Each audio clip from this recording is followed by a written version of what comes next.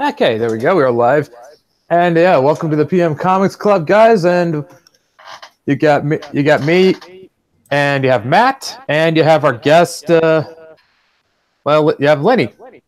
Yay, me. Yeah, and what's interesting about is that Lenny is going to be the first. Well, actually, it's just the second guest who has an upcoming comic. We had Ethan Nicole on the AM show last week, and we met. Matt, you were there when we had Ethan Nicole on. Yep. Yeah. Cool guy. But yeah. It was. Although Ethan Nicole was a pro, Lenny is a fellow indie creator like us. Indeed. I'm really indie. Well, you're about as I know think, that. I think you're more or less on our level still. Yeah. I think even that's probably being generous. Anyway, Lenny's been on my radar for a while, and she recently made probably one of my favorite fan art pieces of Maeve, which is this beautiful watercolor painting that I want hung on my wall. And that's totally gonna happen. I'm totally prepared to send it to you. As soon as I'm totally down. Yeah, as soon as I get the PO box worked out, that was.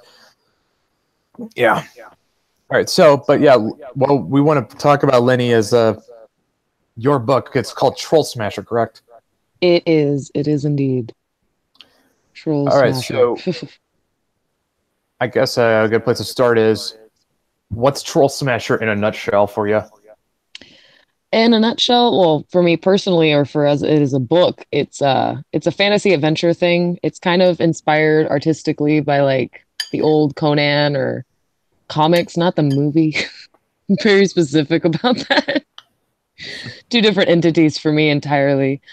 But I liked the idea in theory of Red Sonja in the comics, but I thought she looked too soft. Like in my mind, I wanted her to look like a lady Conan, and that's kind of where I'm going with Callista, my main protagonist. She's going to be much more muscular looking and imposing in size and just ridiculously strong, but still I want her to look feminine. So that's the trick, is finding that middle ground between gross and still attractive. The different strokes for different folks. I might totally accidentally stumble upon a bunch of weird bodybuilding fetish people that totally love fantasy comics, and it'll work out great. Hey, if anything, She-Hulk proves you can pull it off. Yeah. Very true. And Lord, has She-Hulk had a bunch of different body types over the years for She-Hulk. That's been fun to watch, hasn't it? Yeah, although most of the time she has looked. I mean, she's looked muscular as fuck. I mean, she's completely ripped, but still feminine looking. Yeah, there's like the one where I don't know. I'm hoping it's a fan art. I don't want it to be like canon from a book, but I saw one that looked pretty legit where she was just unnecessarily muscular. Like it went too far. Why do I get the feeling this is the one by Mariko Tamaki? Probably. That name sounds very familiar. Yeah, that's probably it. They'll run. Yeah, because I remember like there was this one She-Hulk where in the cover she just looked like a fucking monster. Yes, it was a cover. Yes, yeah. And it was terrifying to me. I was like, "Whoa, okay, that's not hot anymore," and I'm concerned. Like for her physically, something is wrong. Yeah, I think that was the Mariko Tamaki run. Like I'm trying to avoid, like I want her to be scary in the, you're pretty sure she could crush you with her thighs or biceps or any muscle she chose, but not scary in that you're afraid her muscle's going to actually jump out of the skin and attack you by itself. Cool. Yeah, you said you sort of drew some inspiration from like from Conan and Red Sonja, so this is more like pulp fantasy then. Kind of. I'm finding that as I write the story, it's giving me a lot of Lord of the Rings vibes as well, in the way that she kind of travels through the maps that I'm painting and drawing out. So it's weird because I've given her no backstory to begin with. She literally wakes up on a beach with no memory, has no idea why she's so tall or so strong. People are curious. Even she's confused. So that kind of, she's kind of on this quest to figure out who the hell she is, but I know who she is. Nobody else is gonna know who she is till like book 5, I think, is the way I planned it out. So it kind of becomes an afterthought at a point. She's just the troll smasher. You kind of stop caring where she came from, and then all of a sudden I plan on hitting people with a prequel. If anybody cares enough to follow her that far, then I'll be like, oh, okay, well, this is where she came from. Hey, it works for Goblin Slayer. Yeah, yeah, it does. and I'm not gonna, yeah. She's probably gonna be naked a lot, but there's not gonna be any porn that I can think that would fit into the storyline. Goblin Slayer's not porn. It just happens to have a really. Well, it has its moments. Well, I do know of another creator with a female protagonist who's naked a lot. I'm trying there's a few. I'm trying to blank him at. But for sure, Regina probably wants some pants. Oh, yeah. But she's not naked. She's just mostly naked. Well, I think it depends on the version you get. Well, the version I have, she still has panties on. Right. Aren't those like bikini bottoms? I don't know if they're actually officially panties. Thought those were panties. I don't know. It's bikini. Bikini bottom. Although Matt was actually privy to an earlier version of Rags that, let's just say, it was better. That version never saw the light of day. Oh, that's always fun. I mean, are we allowed to talk about that, Matt? I don't know. You brought it up. Dun dun dun. Yeah, let's just say like there was.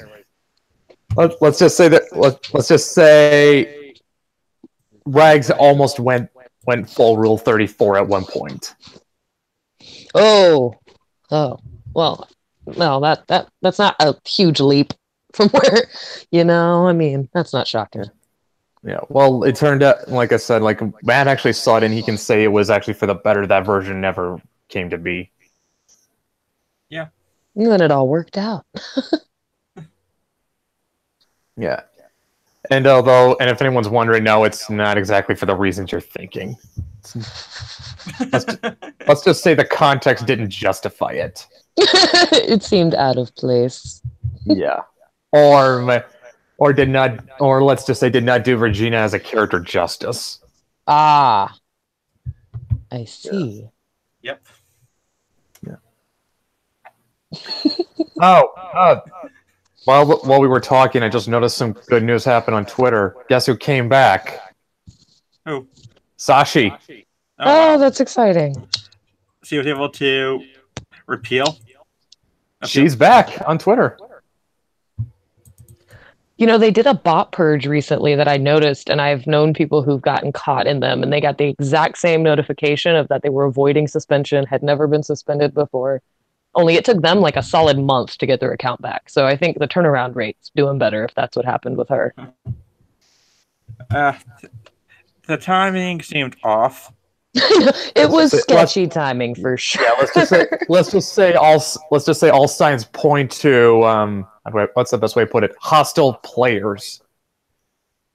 But devil's advocate speaking, if it was a Twitter glitch, they definitely fixed it much quicker than they have before. And even if it wasn't, still got rectified in a pretty timely manner, considering. Yeah, true.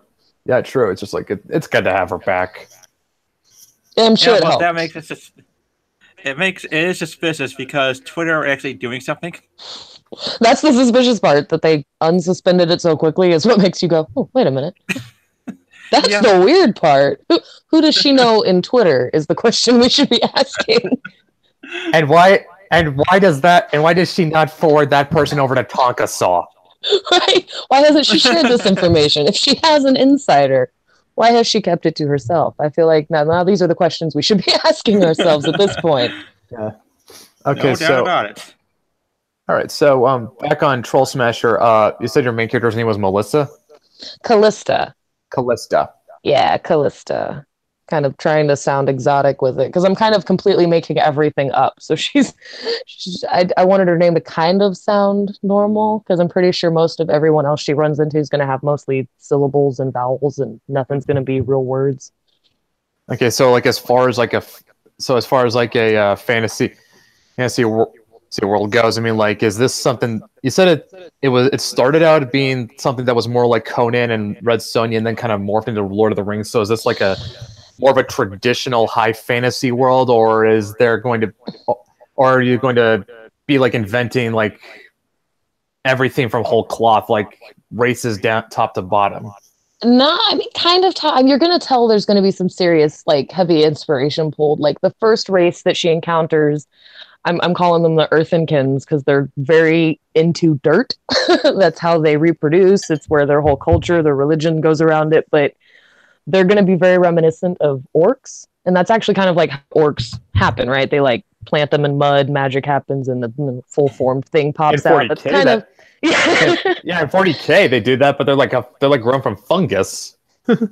yeah. These Yeah, guys are they going to have did like a that. weird religious thing with a spring, and there's mud, and there's eggs involved, and it's going to be a whole thing. But they're going to look a lot. They're very the drawings I've coming up with are very inspired from like Lord of the Rings orcs, but they're not bad guys per se.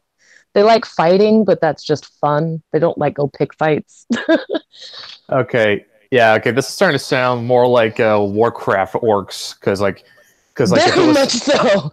Very much so. At yeah, some because if point, it I was like actually feel like I'm gonna have one tell her to stop poking him. yeah, Like, because if it, let me put it this way: if these were Warhammer orcs, they wouldn't just love fighting; they'd also be rock stupid.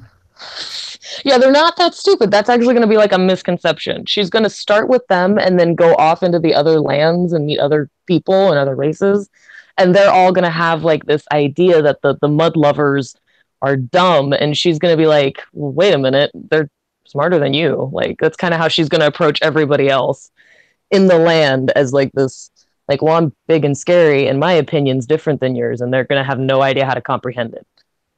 That's Because she's interesting. not gonna be mean about it. She's just gonna be like, well, you're wrong, but that's okay. And they're not gonna have any idea how to deal with that. Oh, that's actually interesting. So like, and I mean like, I guess having her start out with like as a blank slate is actually good because then we're sort of experiencing the world as she experiences Yeah. it. It's like all of these things are new to the reader. They're new to her too. So she doesn't know any that, or she doesn't know she's not supposed to say this stuff out loud. And as far as she's concerned, she's kind of stronger than everybody else. So who's going to tell her no? Mm-hmm. Like, she's not imposing herself. She's not forcing other people to believe what she believes. She's just like, well, I mean, what are you going to do? Tell me I'm wrong? Let's see how that goes. But yeah, I mean like that's actually a real natural way to sort of ease the readers into this fantasy world because like one of the because like one things like amateur fantasy writers will run into problem wise is that they will have this will be in the world building like they will either it's not inspired or they just get to or they're just like they're it's missing like that key it's missing like that key thing. Matt, do you have any idea what I'm getting at? I'm not really good at articulating this. What are words even? Words are things that come out of our mouths that come from our brains. In theory. And Mike Whitaker in the chat says we got a bit of an echo. Have you got headphones or anything you can use, Lenny? I am on headphones actually, which might be an issue. Oh boy. Where's the echo? Where's the echo coming from? Is that Matt? Is that you? It shouldn't be. I don't have it on. Interesting. Okay, then I don't know. Well, then we have no idea where the echo's coming from. It's not too distracting, at least. Okay, but yeah. Okay, so yeah, like I'm trying to think of one fantasy series where the world building was like really lacking in it, but nothing's really coming to mind because I haven't read too much bad fantasy or seen too like I mean like the kind of fantasy I've grown up on is stuff like Lord of the Rings, Chronicles of Narnia, Berserk, and I guess Game of Thrones. At least for the first 5 seasons. I love how you say Game of Thrones so begrudging. You're like, I guess Game of Thrones. It was good for the first 5 seasons, and then it was like, nah, it went off. It just stopped being good after all. I'm going to after call that. myself out. I refused. I still to this day have never seen an episode of Game of Thrones. And the timing for the show to come out was shitty on its part because I had just lost my pet bearded dragon. So I was like refusing to watch anything that had or might have a dragon in it. So I had like multiple reasons to be like, I'm not going to watch that. And at this point, I'm so invested in not watching it, it's pretty much screwed. Yeah, you just Like, you're missing nothing. I don't get the impression that there is a lot to be to be desired there. I think I'm doing okay. If I'm really compelled to be into the stories, I'll just go get the books. I feel like they might be the better bet anyway. Yeah, well, it's a book series that will likely never be finished. Womp womp. But Well, yeah, I that's mean, what like, happens when you start talking more about food than the story. true. That was actually my issue with the whole like first part. I've been rereading, I guess technically, doing the audiobooks of like Dracula and like all the old horror I used to read. And I didn't realize that Jonathan Harker spends a good chunk of the first bit of that book talking about paprika. Like it has blown his mind. Everything he eats has it in it. He's just freaking out about the red pepper, and it was driving me absolutely bonkers that I'd never noticed it before. Mike says I haven't seen the show because I want to read the books, just like Berserk. Honestly, the original Berserk anime. Oh, Berserk! It will never finish. I don't know. I think Berserk could finish. I mean, Kentaro Miura seems to actually be building toward an end. I think. I'm not exactly sure if Guyver will ever be completed. Well, we're not talking about Guyver. We're talking about Berserk. Yeah. Well, it's one of those stories that I'll never get. Yeah, but yeah. So you said like there's a Troll Smasher's gonna have stuff like Callista's gonna run to like get first orcs, and like what are we also gonna see dwarves, elves? Kind of. It's going to be interesting in that the first set of books, the world seems kind of closed off. Like there's a thing that they keep calling the Black Sea that at a point they're going to find out is really just a river, that there's stuff on the other side of that they'd never interacted with. So I'm giving myself room to kind of develop other races as I go. So me doing it in the fresh hole, she's experiencing it through everybody. That's also me kind of being easy on myself for my first time out putting a book. It's kind of less pressure, I guess, because it can I can change things as I go.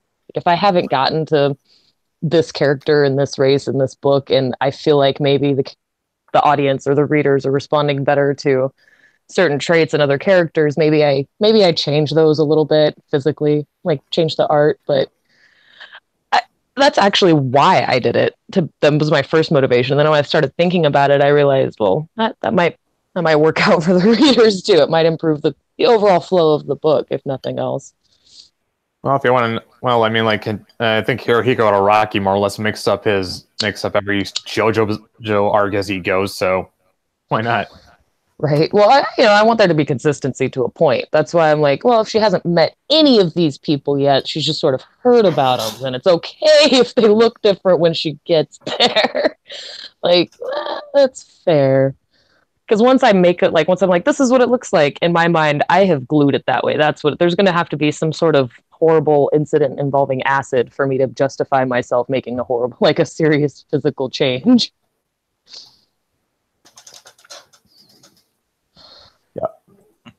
Oh, well, that's good.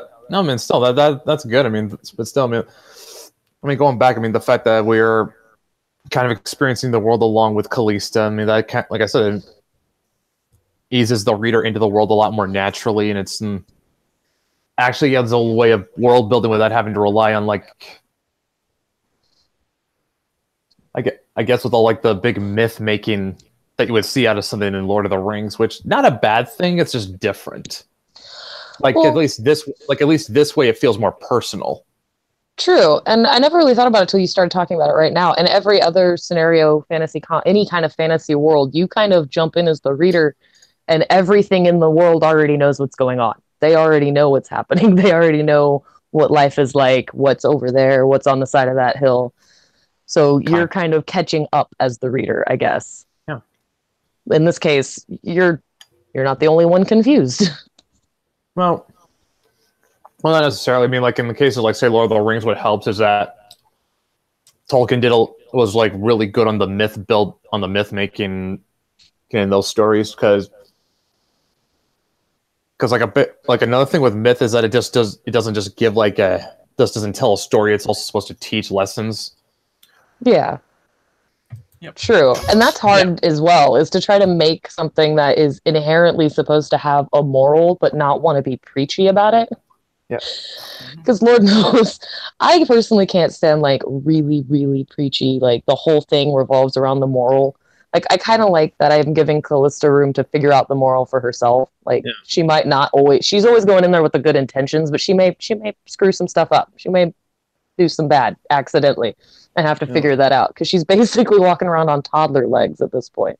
Yeah, like I said, it's kind of the difference between like sort of being sort of thrown into the fantasy world and sort of just having and just sort of getting the information fed to you as you go, and actually experiencing it along with the character. Yeah, I'm hoping that works for me. I'm hoping that doesn't backfire. Yeah, I think honestly, that is actually a really good way to world build, because like I said, the advantage that gives you is that it makes everything feel more personal. Yeah, it makes it hard for me to not break the fourth wall too, because I kind of I don't want to do it. That seems weird for a fantasy comic if she were to like look at the reader and make a comment, but because she's in that position, I kind of keep having that urge to do that. Like she's turning like, do you know what's going on? Because I don't, like almost make her relate to the reader. Like I say like you're like like it's kind of hard for you not to insert yourself into her a little. Yeah, like the whole point was for me this to be total escapism for me. Like I wanted her to not, like, physically I get winded, I'm really out of shape, I used to be pretty fat, so I'm like, for her to be super strong and super muscular and in shape and never have a physical setback is total escapism for me. So at no point am I trying to like, oh, I can totally relate on that level, because no. And for her to be in any way relatable is going to be kind of a stretch, because I don't want her to be realistic. That's beyond the realm. But I'm managing to find a way for people to be personal with her, if nothing else, than because they have no idea what's going on until she figures it out. Neither does she. So that's kind of, I guess, how I'm making that connection. If she's going to be so unrealistic, there's got to be a way for the audience to, in some way, empathize on any level. Mike Whitaker in the chat is trying a comparison between Callista and Luke Skywalker. I mean, like, I can kind of see it. I mean, they're both sort of more or less the audience proxy. And yeah, but there's some serious, like, you can identify some weaknesses with Luke. Like, you can be like, oh, well, if somebody has daddy issues, he's got that. She has no daddy issues because she doesn't know what a daddy is at this point. Like, that concept is foreign to her. So she doesn't have any of those. There's no psychological hangups. She has to develop psychological hangups as she starts to realize, oh, I'm supposed to know these things. Like, that's fun to write by itself. I kind of set myself up for a fun journey on that one. Like, how am I going to write being confused about mental health? Like, she doesn't have a mental state. She's just like, I kind of know my name. How you doing? Like, that's how she wakes up.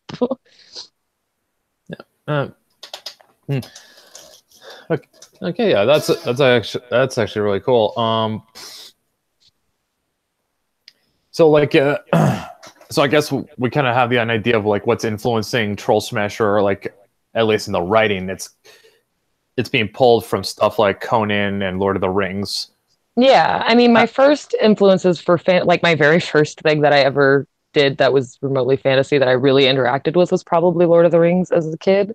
But I jumped into video games pretty quick and pretty young. So I got really into like Golden Axe right out the gate. And then when we got our first copy of Diablo originally, I was on BattleNet collecting ears way quicker than most people should have been. So I like the violent aspect of Troll Smasher. It's not quite as, like Lord of the Rings, there's violence, but it's not graphic, I guess. Yeah, you could see a kid watching Lord of the Rings and not be totally disturbed by the thought of it. This one's going to kind of cross that line a little bit because I also really like horror stuff. So the violent parts is going to be. So this is a little. So this is a little bit like Berserk or Goblin Slayer. Yeah. It's going more, but like I don't know. It's weird to explain because it's kind of like I wanted it to be one thing, but as I started working on it, I was like, well, shit, this is what it is now. Just an idea. Like you might actually get some. If you want to steal a page out of the Regs playbook, do some cosplay with Callista as Guts from Berserk. That could be fun. That actually. Crossover stuff. Yeah. I mean, come on. Just imagine her. Imagine her. She's probably strong enough to wield Guts' sword anyway. Yeah, definitely. In fact, that's actually part of her strength becomes a point where she just doesn't really feel the need to use a weapon. Like she can, and she discovers she's super proficient with them. But if you're as strong as she is, it kind of seems unfair to also add a weapon into the mix. Is kind of how she goes into combat at that point. It's fun for her. She can just use her bare hands. Literally, yeah. She kind of goes bare knuckle boxer before it was really popular. Huh. Yeah, that's actually interesting because in my Werewolf the Apocalypse game, we added a Get a Fenris to our Get a Fenris. They're a werewolf tribe. They're like uber Nordic and stuff. Like they're basically Viking werewolves. Nice. Yeah. Well, this guy his name was Ivar Hammerfest, and his thing was like he had this fetish weapon, which was this warhammer that had like an ice effect on it, but he almost would never use that hammer. He would only use it as a last resort. Otherwise, he preferred using his bare hands to kill his enemies. Yeah, I'm trying to write that without it automatically making her sound super deranged. Like I'm really trying to play up it's because the weapons would make it unfair, not because she likes feeling them die. Well, it's more like it's because Ivar likes killing with his bare hands because it's more of a challenge. True, and that's kind of where I'm coming at it with her. It's like, whoa, she's already stupid strong. If she was carrying something, then it's literally no fun for her. And I'm hoping I don't want her. Like I'm trying to not make her be like a bad guy when she goes through this world, but she's figuring stuff out. I'm trying to play it up like, and this is totally nerd, like not even make sense, but she honestly has a little bit of like a Goku vibe in that she fights people for fun just to see how well they do, not because she wants to hurt people. Oh, that's just a side effect. Like if somebody's hurting somebody, she has no problems. Like how she gets the name Troll Smasher in the first book is a pretty big testament of what she's capable of doing when she feels like it's necessary. So it's like, okay, so yeah, I mean, like even though she likes to fight, she still has some kind of sense of honor. Yeah, instinctively, she doesn't see the point in killing something just for, like, it's not fun for her. She's not going to eat it. She's not gaining anything because she doesn't feel the need to prove herself. Like, at that point, she's like, I know I'm strong. I know physically I'm unbeatable. There's no joy in killing you for me unless you give me a reason, and then I'd be happy to oblige, is how she kind of approaches altercations. Huh. Mike Whitaker says, Zelda helped inspire me to develop a love of writing stories. Well, Zelda's good. That is a pretty good example of really good storytelling, especially from like when it started with the 8-bit, like there wasn't a lot they could work with visually for that game. They had to do storytelling. Well, I think they kind of worked out. They sort of like told it through the level design.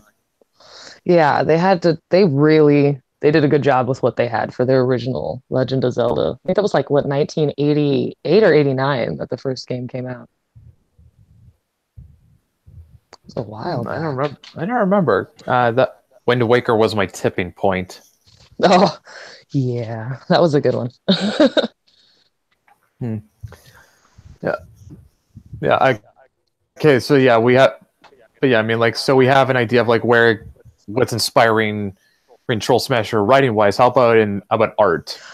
Now that's the tricky one because I keep wanting to draw it like I want it to be kind of painterly because I'm in my mind I'm picturing these old watercolors that I saw as a kid in and I want to say it was an arcade, but I don't think it was an arcade. It was actually like a pizza place called Conan's Pizza that we have here in town that's been here my entire life. It's always had old arcade games and art from like the Conan comics hanging on the wall.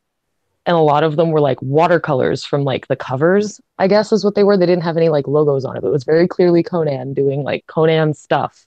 No, But right they at were those. these really pretty watercolors that I cannot stop fixating on while I'm trying to do her artwork.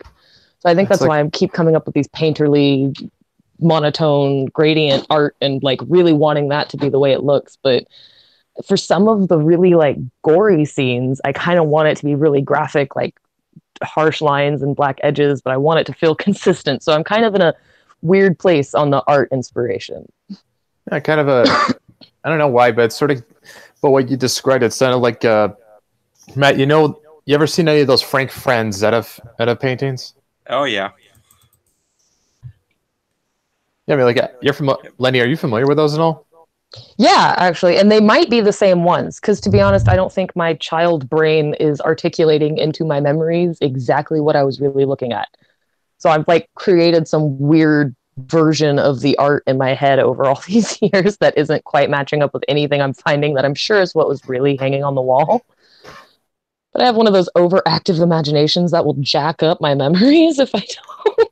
Like I didn't go back to that place until after they changed all the art around. Oh, It's still there. It still has the video games up, but they've like changed some of the art and replaced some of them with pictures of Arnold Schwarzenegger, which I thought was unnecessary. And then they threw up I think, wasn't Jason Momoa Conan at one point? Yep, he was. Yeah, so there's like pictures of him and Arnold Schwarzenegger up, and like the kind of the new guy that bought the place jacked it up a little bit, but that's where my brain is going with the art. Is I really want it to be like epic painting style art, but that's probably going to end up just being like splash pages on the cover. Most of it's probably going to be more like the actual Conan comics. You know what? It kind of reminds me of like some of those bande dessinée comics. It's a Franco-Belgian. Oh, huh. Yeah, like you see a lot of them like out in like Heavy Metal magazine, right? Oh yeah. Yeah, that's where a lot of them come from. Mike Whitaker, by the way, says, "Thank you, Brett, for not separating game design from storytelling." And Salem LeBlanc said, "Yo." Hey, Salem. Yeah, but yeah, I mean, I've read like a few. I've read a few Franco-Belgian comics that had like that sort of painterly aesthetic, I guess, for lack of a better term. Yeah, that's totally what like what I want it to look like, because I feel like that gives it more of like an epic vibe. Yeah. But I don't think that's really realistic in the timeline I want to try to put this first chunk of books out in. So that's probably going to be restricted, like covers, splash pages, poster art, and stuff like that. The actual sequential stuff is probably going to have more of the like, I don't know, the old school Conan comics where they had like the heavy inking. But I'm probably still going to color it with watercolor and then like do some digital enhancement. So it's going to be a big hodgepodge of techniques and mediums by the time I'm done. That still sounds pretty damn cool though. I mean, like, cause like, I mean, like, I don't know how many people really understand just how important it is to get the right aesthetic for a book. I mean, cause that like, I mean, like, everyone understands that comics are a visual medium, so like, aesthetics do matter. Yeah. I mean, I don't think like my book Changeling would kind of have the same sort of vibe if it didn't like have that sort of anime manga aesthetic and of course with Ginger's colors. No, I think it would definitely change the whole tone. Definitely. Like if Changeling was done in like a painterly style, it would be much darker toned almost. Like it would be much somber, I guess. Yeah. It would feel much more depressing in general. You'd be like, "Oh my God, this poor child. How will she ever cope?" Yeah, it's more like, yeah. I mean, like, it's gonna have dark moments in it, but really, it's supposed to have like sort of this youthful magical vibe. It's supposed to feel like there's like when I told Ginger when she was like working on the colors for that print we had we made for LA Comic Con, I told her like I want the colors to have this sort of vibe where it feels like there's just this bit of magic bubbling like brooding under the surface, and so she sort of just kind of exaggerated the colors, like really made them vibrant, and that just really and that just really added a lot to the atmosphere, and it just actually made it feel very magical, even though it's supposed to be set in like modern day Aberdeen. Yeah, I'm from what I've seen in the art so far, it has, like, you can tell there's magic involved. Like, if it was too painterly or too serious about itself with the artwork, it wouldn't have that, but magic can also be awesome underlying vibe. Like, you get the impression that at some point she's going to learn some stuff doesn't suck. And, Yeah, exactly. and I think a different art style would kind of, you'd lose that a lot. You'd have to be constantly emphasizing, hey, look at this thing that doesn't suck, where it's kind of always present with the art style you've chosen, where I really want mine to feel like epic. Like, I don't know. Like, I want it to be more like the art you'd find in between the chapters of a novel, but have it be the whole thing. But that would probably take me 8 years to do. So I don't know how on point that's going to end up, but I've got high aspirations for it. Mike Whitaker asks, could Fable be a good comparison, more so genre, not story, more so setting genre, not story genre? I mean, I don't know. I didn't. I could see it. I guess so. Yeah. I mean, like the Fable kind of has that sort of same kind of vibe too. Although I mean, although Fable is a bit more serious in tone than, like Changeling is sort of meant to be kind of lighthearted. But yeah, I mean, like but yeah, actually, another book that kind of comes to mind. You familiar with any of the Elric books, Lenny?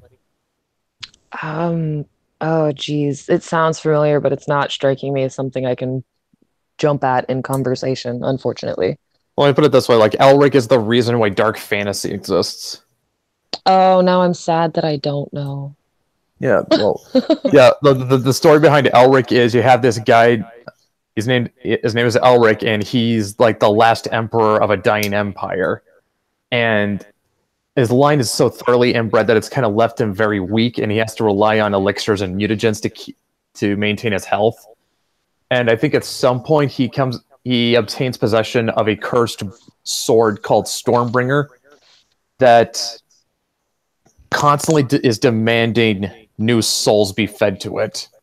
See, now that does sound familiar. Maybe I do know what you're talking about, and I'm just dumb right now. Yeah, and like the long. I mean, that's just his origin story. The long and short of the premise is that he's more or less traveling the world like as a mercenary and sword for hire, and sort of getting himself mixed up in other people's problems and finding ways to turn them around to his advantage. And if this sounds like The Witcher, that's because allegedly Andrzej Sapkowski plagiarized it. Allegedly. As you're mentioning that, it totally sounds exactly the same. It's still allegedly. Well, except that The Witcher is not an emperor. True. Yeah, but the thing is, like, yeah, I get it. Geralt's not an emperor, but Elric wasn't introduced as an emperor. Like the first Elric book that introduced him as a wandering mercenary with some light spellcraft. Yeah, but is Elric getting a sexy Netflix show with Superman? Is he? No, I don't think so. Yeah, there's also the fact that Geralt is a professional. He's not really a mercenary. He's just someone who's paid to kill monsters.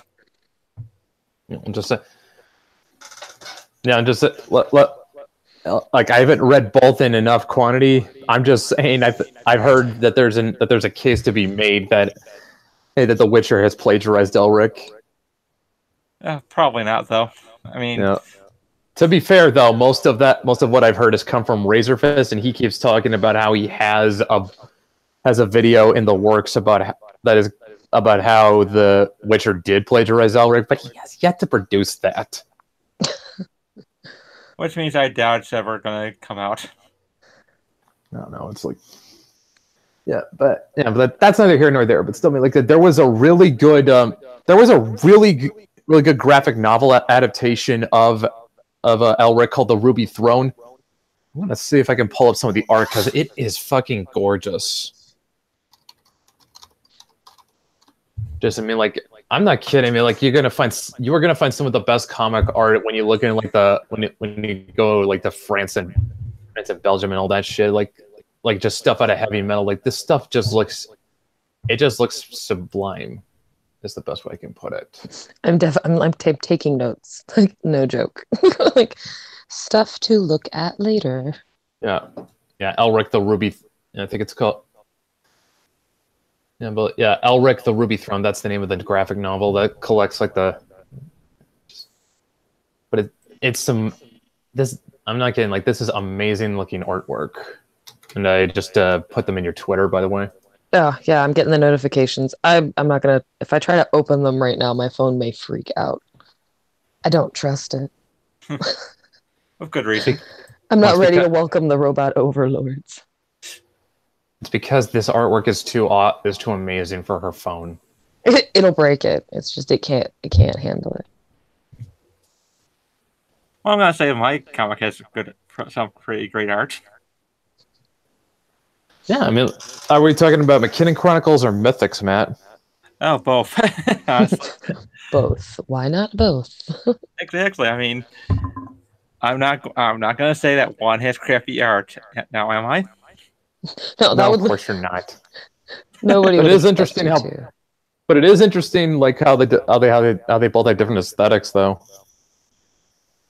One being science fiction and one being fantasy in the same world as Changeling. Technically, yes, but I was going to comment on how McKinnon Chronicles has an aesthetic that seems very much influenced by 80s anime, like stuff like Bubblegum Crisis, or actually, yeah, that's what it really gave me vibes, was like Bubblegum Crisis, and well, Mythics. Well, I can't name anything it looks like off the top of my head. That's good because I want something unique. Right? It's like, that's always nice when nobody can actually compare your work to anything else, and it's not because it's terrible. That's probably going to be why people are going to say it's terrible. I can't compare it to anything. Why is it so bad? I fear the unknown. Well, I can say though it has a more Western aesthetic. Yeah, with McKinnon Chronicles, it's kind of more accidental with how it looks because the artist, that's how she draws it. She prefers the manga anime art style. And this is also going to be her first comic to be made that's not porn. Really? Yeah. That's always fun. You know, that's got to be a good understanding of anatomy, though. I mean, like, right out the gate, they're going to have an upper hand. Oh, I did. I mean, like, I'm not even joking. That's, like, legit going to be an upper hand when it comes to, like, anatomy. I suppose so. I mean, my artist Victor, actually, he does stuff that's NSFW on the side. I mean, there's got to be money in there. Like, if you need to feed yourself, why not? The way I see it, I'm not paying him to do it, so it's right. I have no reason to care that he does it. You don't immediately get art and be like, unclean. Oh, it's going to be even worse with Maeve, because that's grounds for termination. Right. Oh my God, yeah. Like, put that in writing. It's in the contract. Just don't even think about it. If you think about it, go ahead and resign. We don't want you here. Here's a rope. Right. Yeah, it's just yes. This is a show that considers lolly hentai to be a CP. Yeah. I don't care. Yeah, everyone will. I know what the lolicons will say, but it's just a drawing. It's a drawing of what? Yeah. But what's it of? It's not a drawing of a mountaintop or some palm trees. Let's get specific. Yeah.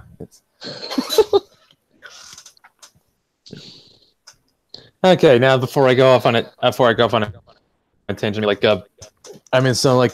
just say tonal wise, like a Troll Smasher is, you're gonna more or less play it straight, or do you think there is room for levity in it? Like how so? How do you mean? Well, I mean, like with I guess it sort of depends on the type of humor you can have in it. Like, because I mean, like with Changeling, I can have humor that's more zany and off the wall because I do have some influence from Fooly Cooley in there. Actually, I have a That's lot of fun. influence from Fooly Cooley in there. But yeah, and because I really, and but that's also kind of typical for anime. But whereas I guess with say like mythics, like Matt would just like if there's humor in it, it's like a much more it's more dry. Yeah, more sarcastic, kind of. I think there's going to be probably a little bit of both, actually, just in the nature of the way she's going to be interacting with everything. Like her personality is going to be kind of sarcastic, but she's not going to take herself too seriously. She's going to kind of have like a little playful streak because that's the only way to keep life entertaining at a point is to kind of mess with people in a non-violent way. So there's going to be points where she's just literally killing time by driving people crazy because what else does she have to do? Because if the whole comic was just some like big muscular lady smashing heads together the whole time, like eventually that would get boring. Yeah, it would get old eventually. Like, I'd have to agree. You gotta have some. You gotta have some levity somewhere. like, there's only so many different ways you can crush a skull. At a point, you got to actually write some stories. Oh yeah, definitely. That's just actually, if you want to know what would just a suggestion, something that could really get some humor in there. Lenny, how familiar are you with professional wrestling? Oh, I'm very. Then you know what a German suplex is, right? Yes. Now imagine Kalista German suplexing a troll like she's Brock God. Lesnar. That would be amazing. Oh my. Yeah, that's amazing. I'm gonna have because she doesn't like weapons, so she's gonna have to find new exciting ways to hurt people without using a weapon. That's perfect.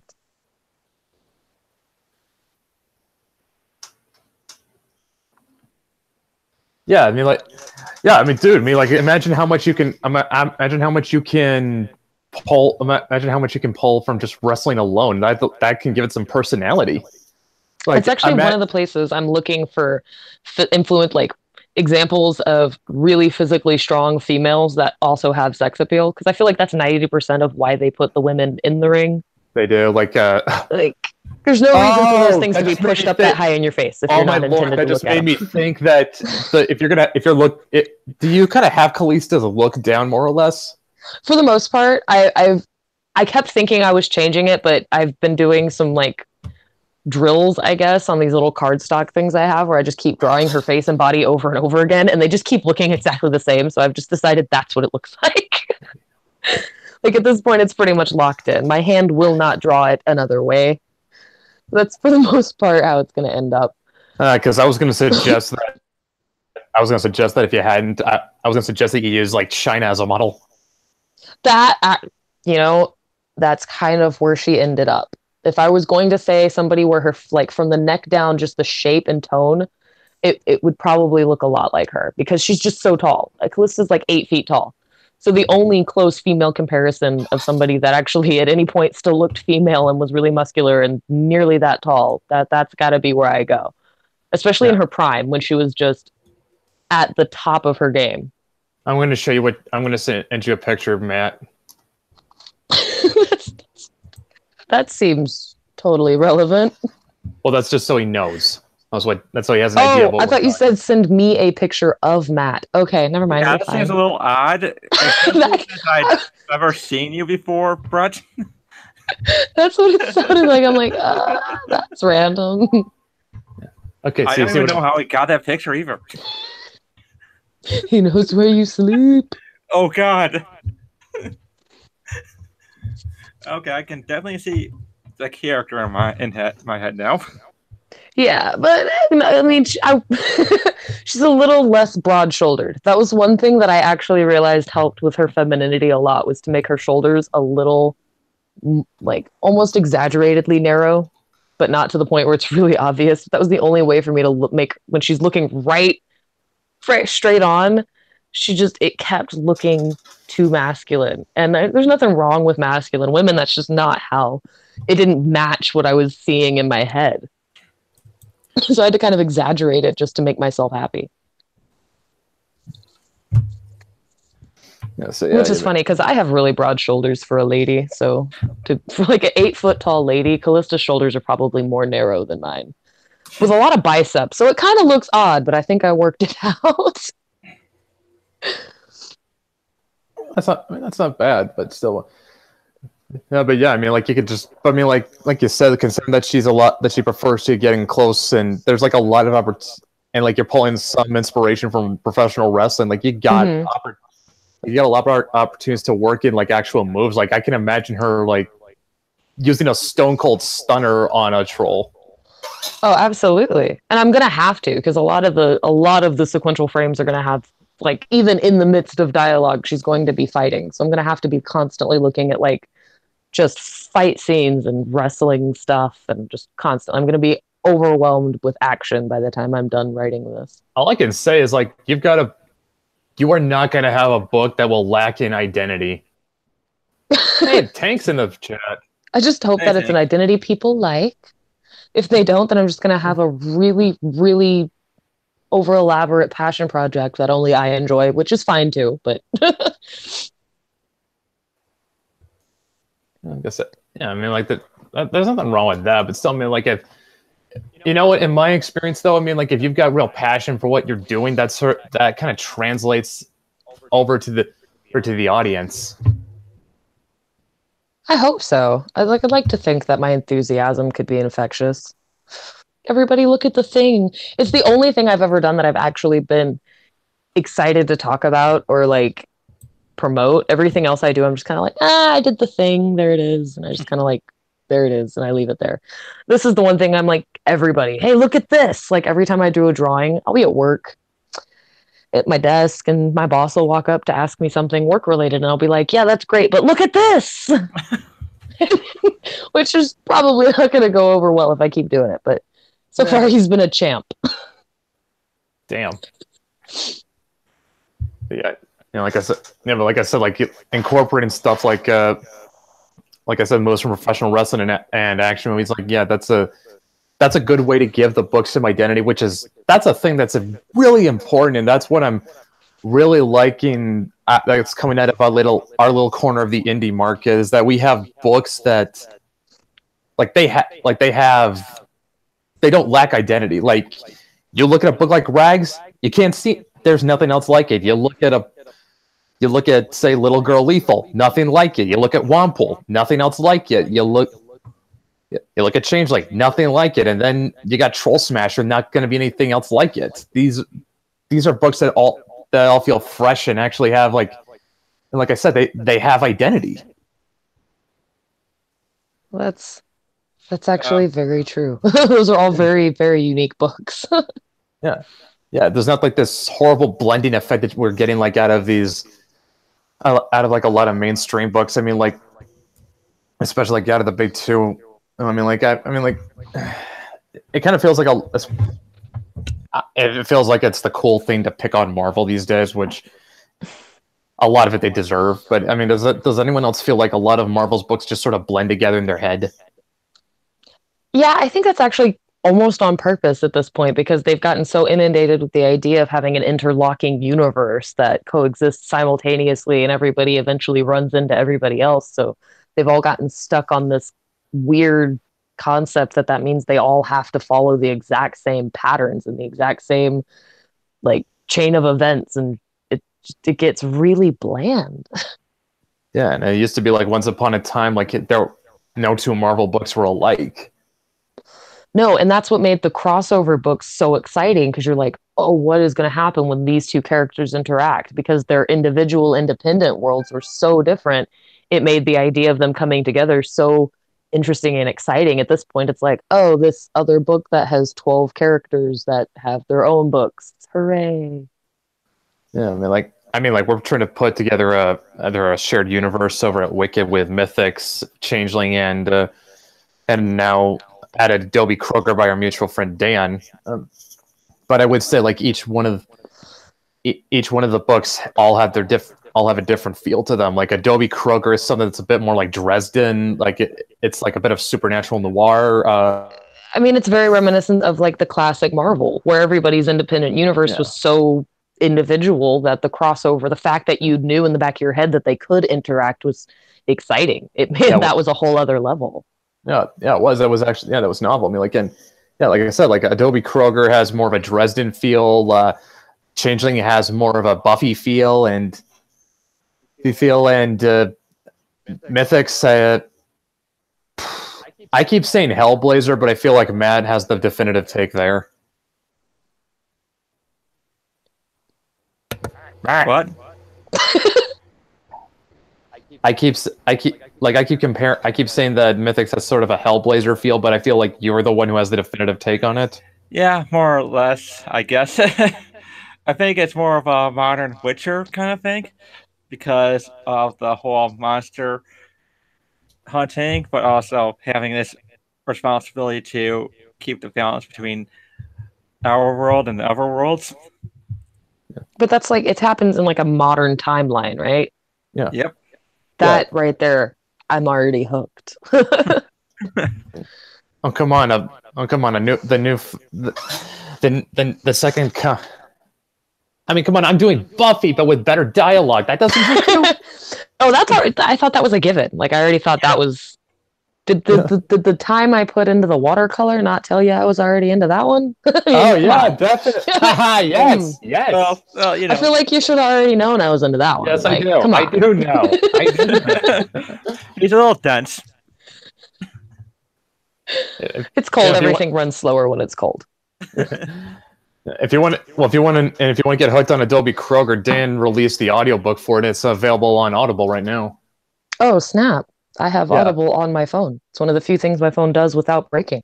Yeah, you can. Yeah, now, if in case you're wondering, no, you don't really need to have read you don't need the book, the audiobook to understand what's going to go on in the comic, because I think Dan said the comic is going to be a prequel to the novel.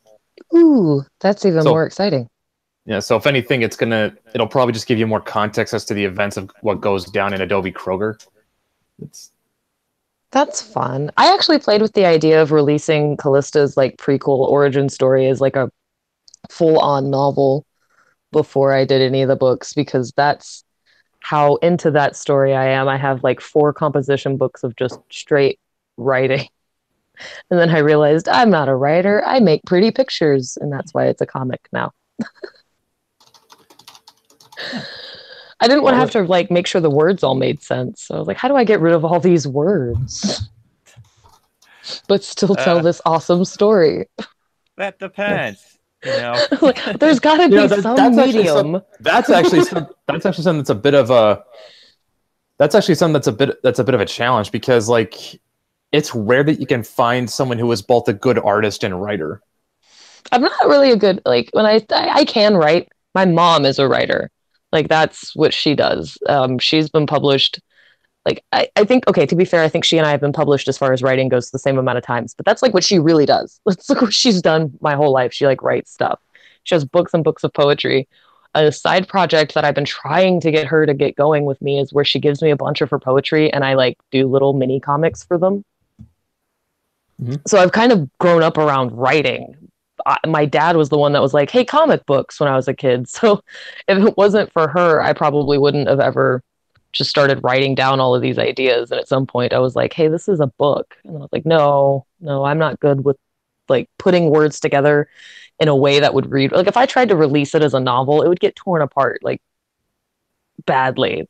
That's not how you form a sentence. That structure is terrible. And I don't want to have to pay an editor to tell me I can't speak English. So like, I just decided that, hey, I've been doing art for a living, like freelance fine art for a long time. Let's just do a comic. I read them all the time. This just seems like the natural progression of things. So I guess here's another question.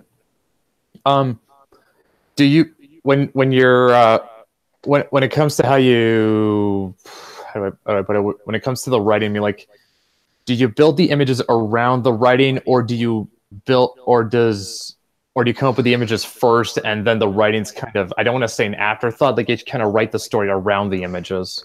To be fair, my process is really, I kind of probably look crazy because I will sit there with my eyes closed and almost probably mumble to myself and almost play everything out like a movie in my head. So I guess I kind of write it and see it at the same time. It all kind of gets born in my head it simultaneously. So as I was rereading everything I'd written, I'm kind of already seeing the comic in my head. I just kind of have to translate it into something I can hand other people at this point. It's all there. Because like when I'm writing my comics, when I'm writing Changeling, like I like the images of comics more than the words. So I guess I'm kind of more utilitarian when it comes to like the writing itself. Like the writing is kind of done in service to the imagery, because I think like it's a visual medium. I feel like you really need the images to be able to tell the story. I mean, I'm not saying you can't. No, absolutely. I am totally aware of the fact that the way that this has progressed is not going to be the way most people would do a comic. And I'm finding myself having to go back because the way I'm picturing what would look good as a comic page is kind of altering how I'm approaching certain situations. Like it's making me change the way I write some of the stuff. Like, well, this would look better like this instead of like this. Like this reads really good, but if I'm trying to put it into a couple of frames, I'm going to have to change it to this way. This will look better. At least that's how I'm approaching it, or how I'm finding I'm having to do it. Like I'm basically adapting a novel I never published that kind of happened. I got halfway through it and realized that I wanted it to be a comic. So at a point, I kind of changed the way I was writing it. Instead of writing out descriptive stuff, it was more like shorthand notes for myself to remember what I was seeing in my head later. Because when I read comic books, it was always kind of like I played them like a movie in my head. And since that's how I was seeing what I was writing, I was like, well, this is how I see a comic book when I read it. Why don't I just make it that to begin with? But that's just me. Like I said, like when I kind of write I kind of write sort of around the images, because I want the images to tell the story. I mean, like a picture's, the old saying, a picture's worth 1,000 words. Mm-hmm. Oh, absolutely. And that's what I'm finding. Like I've written all of these books down, like filled up these composition books, but I'm finding that what I was like, oh, I can make this into one comic book. If I were to try to make all of that into one book, it would be 300 pages of I can't sell this because it's too expensive.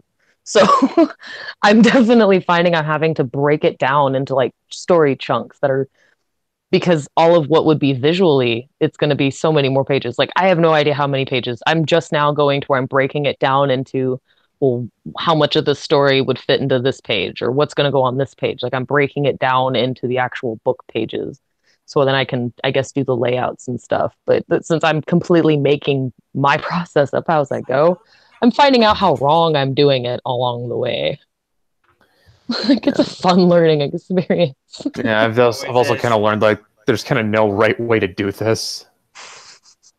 Sure, because I'm like, oh, this is working for me, and so far, what I'm getting isn't going to be terrible. And I think for the fantasy thing because I'm creating everything kind of from scratch out of my head, I think it's good that I have at least some of it mapped out all the way to completion, or at some point it's going to just stop making sense. Or I'll get confused halfway through and have to reread my own comic book just to keep writing it, which I can just imagine would be terrible and embarrassing. And I don't want to do that to myself. So I'm like painstaking. Like I pulled out my old like Dungeons and Dragons map making stuff, and that's how I started creating like the world. So when I'm like thinking of where she's going to be and I'm doing the background art, I want to make sure that if she's in this area, that the background has these mountains behind it, because that's what it looks like on the map. So I guess I'm already preempting anything anybody could try to pick apart as a continuity issue later when they're doing their stupid over analytical review thing. Like that's I already want to have it covered. Hey, that's good. I mean, at least you have a consistent world, which is great. Well, I know that I'm kind of an a-hole when I'm like critiquing other people's comic books or other like major comic books. I'm like, well, if I were an a-hole reading my comic book, what would I think sucked? And then I try to preempt that, like already in the creative process and development. Yeah. Sounds like you'll have a pretty tough skin when it comes to critics. Well, yeah, because I'm mean to myself. So there's literally nothing anybody could say to me when I release this book that I have not. They're gonna be like, "This is terrible. Why did you even put feet in the frame?" And I'm gonna be like, "I know they are terrible, are they not?" And they're gonna have nothing to say after that. Like, "Oh, we thought you'd defend yourself." Kind of like how Yellow Flash called Donald DeLay's artwork shit, and then DeLay just replied, "Thanks for letting me know. I'll try harder next time." Like, I don't even. I mean, I try as hard as I can every time. So if the point, if it sucks, I know it sucks. I promise, because I've looked at it before you saw it. I'm not like I'm always. If there's something wrong with something I've put out where you can see it, I guarantee you, I know it's there. I knew it was there before I ever. I just hoped nobody would notice. I'm just prepared for it in the back of my head. Like, oh, damn it, there it is. They saw it. There it goes. Yeah, I'm the same way. I tend to keep an eye. If there's a mistake, I'll just make up some kind of excuse for it. Right? Like I've already planned my responses to that. Like I know it's not so much that I can't draw feet, I just can't attach them to the human body correctly, is apparently my issue. If the foot has been severed and is just sitting there, fine. But if it's supposed to actually be connected to an ankle and be bent in a way that makes sense, that's where I get confused. Yeah. So, kind of Rob Liefeld this. Oh Lord, please no! I mean, like I'm sure Lenny has a much better grasp on human anatomy than Liefeld does. Yeah, but you said it's the feet that has problems. Well, specifically, specific anatomy. It's also like the musculature and the eyes and the Apparently, someone and the proportions. Apparently, there's someone out there that looks like that Captain America drawing he did. Hey, there's somebody out there that looks like everything. I'm sure all of those horrible Squirrel Girl drawings have somebody out there going, "That looks just like me. I feel so beautiful right now." And that's great. To be fair, though, my co-host Ginger over my podcast, she probably did please show the way you can make that look good. The only catch is she had to slap that onto Regina. Oh, I saw that. And it took me a minute. I was like, that outfit looks familiar. And then when it dawned on me, I was like, oh no, it didn't even look the same. Like it took me a minute to identify the character because it was on Regina and it looked totally different. Really, like, because this is the Squirrel Girl we've all been looking for right here. Y'all are playing with other designs. We found it. There it is. Really, I mean, like you saw Regina in a squirrel costume, and it didn't dawn on you that was supposed to be Regina as Squirrel Girl initially. It took a second. I didn't catch the ears at first. I was like, "Wow, those are really cute boots," and then I was like, "Wait a minute, oh my god, why?" And then I was like, "This is a terrible thing that they've done to you, Regina. Like, this is a cursed image. I don't understand what's happened." I just love the expression that Ginger gave to Regina in that. It's just like cool. I'll wear it, but I'm not happy about it. I imagine that may have counted for that. Yeah, most likely because we put Maeve in the Spider-Gwen outfit. That was precious, by the way. That was absolutely adorable. She makes everything adorable. She is definitely she's definitely the indie cutie. I don't think anyone can dispute that. No, she is the most precious. To be fair, I think she might also be the only child character. Am I wrong? She's 14. Well, like underage, I guess would be the proper term. How old are the characters in Punchline, man? I forget. Oh, I don't know. I think she's older than a child. I think more along the lines of maybe 18, 19-ish. So like barely legal. Yeah, see, I was pretty sure Maeve's like the youngest. She's the baby. Probably. Well, it's more like the little. She's more like the little sister. She's like the little sister. Yeah, she needs protection. Protection. I forgot how to word. Protect. I do words good. I do words good. That's how I feel when I'm trying to write. Like when I'm reading what I write back, that's like I just look up at my mom like, I do words good. It's just like, And Yeah, she yeah, just shakes her head. yeah, I guess now that I think about it, yes, she is probably the youngest character in like our little indie sphere. Yeah. But then again, no one She else needs was. all of the love and protection. All of the love and protection for Maeve. Yes. But then again, nobody else is doing what I'm doing, is making a book that is strictly made for a young adult audience. True. I thought about doing a young adult book, but then I didn't. So here we are. I mean, Hey, fine. That's less competition for me. if you need samples, they're all bad. I couldn't read, like, I really wish that there was characters like Maeve around when I was like a teenage girl, because all I had was Buffy, for God's sakes, and that's terrible. Yeah. That's just terrible. Like I'm when it surprised. comes to like teen relatable what have yous, that's what I got. I'm trying to Hello, figure out fellow why did people like Buffy? Well, I liked the Winnie- movie, and I thought Sarah Michelle Gellar was hot, so I'm sure that helped. Sure. True. To be fair. Yeah, I'm pretty sure that's it. To be Obviously, fair. it wasn't the whole snarky attitude, pop culture referencing that movies did for a long time afterwards. Okay, so people liked it because at the time it was different. Yeah, true. At the time, when it happened, it was pretty unique. But then it spawned this like regurgitated mass of carbon copy nonsense. Yeah, everyone kept trying to copy Joss Whedon's style, and Like Joss Whedon can barely pull off his own style. Like, nobody else needs to try that. Yeah. It's not good business. no. Or And could like just the writers that he hired could pull off the Joss Whedon. Yeah, and actually, now I think about it, when you look at what are considered like the best episodes of Buffy, I don't think Joss Whedon wrote He most did of them. not write them, no.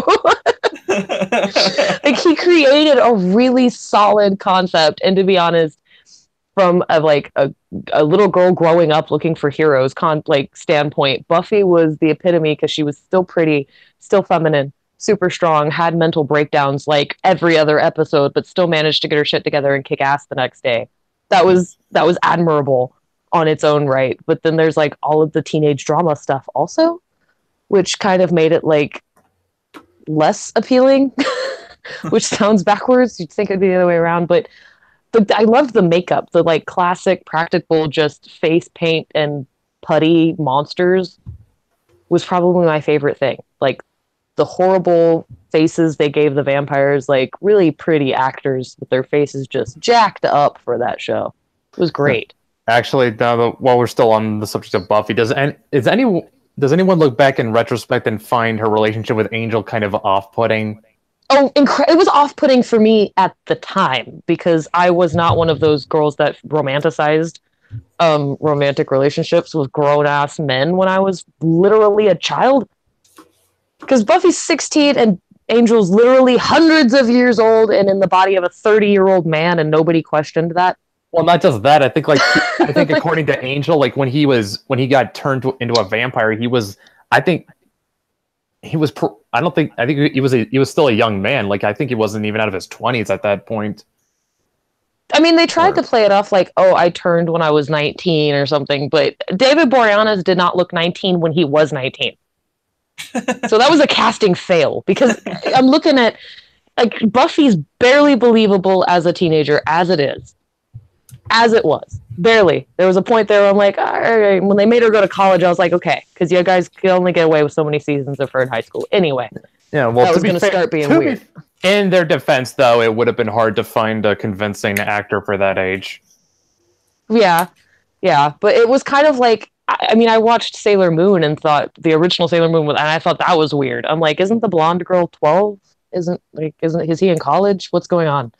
And I still watched that and thought it was wrong. So as off-putting as the Angel Buffy relationship was, I still caught myself rooting for him. Like, you're gross, but I really hope you work out. Yeah, at least in Sailor Moon, they were supposed to be the same age, weren't they? No, in the Oh. original Sailor Moon, Usagi or Serena, depending on where you watch, was like 13, 14 years old, and Darien was straight up in his 20s in college. They recently did another one, Sailor Moon Crystal, where he's at a different private school and a few years ahead of her, so they're not like straight up statutory difference in age. But and it was super canon. Like I have an unnecessary amount of Sailor Moon VHSs that I can point to the moments where it was very wrong. Like there's even a flashback in a movie where he's like 13 or 14 years old in the hospital or something, and his parents just died in a car accident. It's all very sad, but all I can think of is there's a 6-year-old blonde girl with her head in his lap, and it's already weird. Like, there's some serious there's cultural differences. I understand things are more acceptable in Japan than they are here. I'm pretty sure. Yeah. But you guys, they rewrote the lesbian couple to be cousins, and they still left in the statutory rape. So I'm very confused. Well, that is a good point. Well, these days we now root for the aunt-nephew relationship. Oh my god. Yeah, I mean, like, do you want that? I mean, just so you know, I mean, like Gavin the Puka in Changeling, like. Now, right now, he's more or less the same age as Maeve, but I initially had him written much older, and then it dawned on me, wait a minute, something about if you didn't write it, somebody else was going to make it weird. Yeah, I know. It's just, I just realized what that age difference was going to imply, even if I did not make anything come from their relationship. It's just... Because you know how people are. You don't even have to imply it. The implication just needs to be available to be made, and somebody's gonna do it. Yeah, it was just I just realized to myself it was better to not have it there. Yeah, because at least now if they make it weird, it's only weird on so many levels, not all of them. Yeah, instead of her instead of her being in a relationship with a cat man, it's now a cat boy, which is its own weirdness. Which is weird in a whole new exciting way. It's like I ask weird questions about fiction all the time, even while trying to create fiction. Hey. I never for one moment found any interest in that whole Twilight nonsense. None of that. Couldn't read a book. I demanded the book be removed from the library when I was in school because I thought it was horrible. They did not listen. There are only 3 authors that I can think of in the same area that have taken up the most space on used bookstore shelves. Stephanie Meyer, L. Ron Hubbard, and Marion Zimmer Bradley.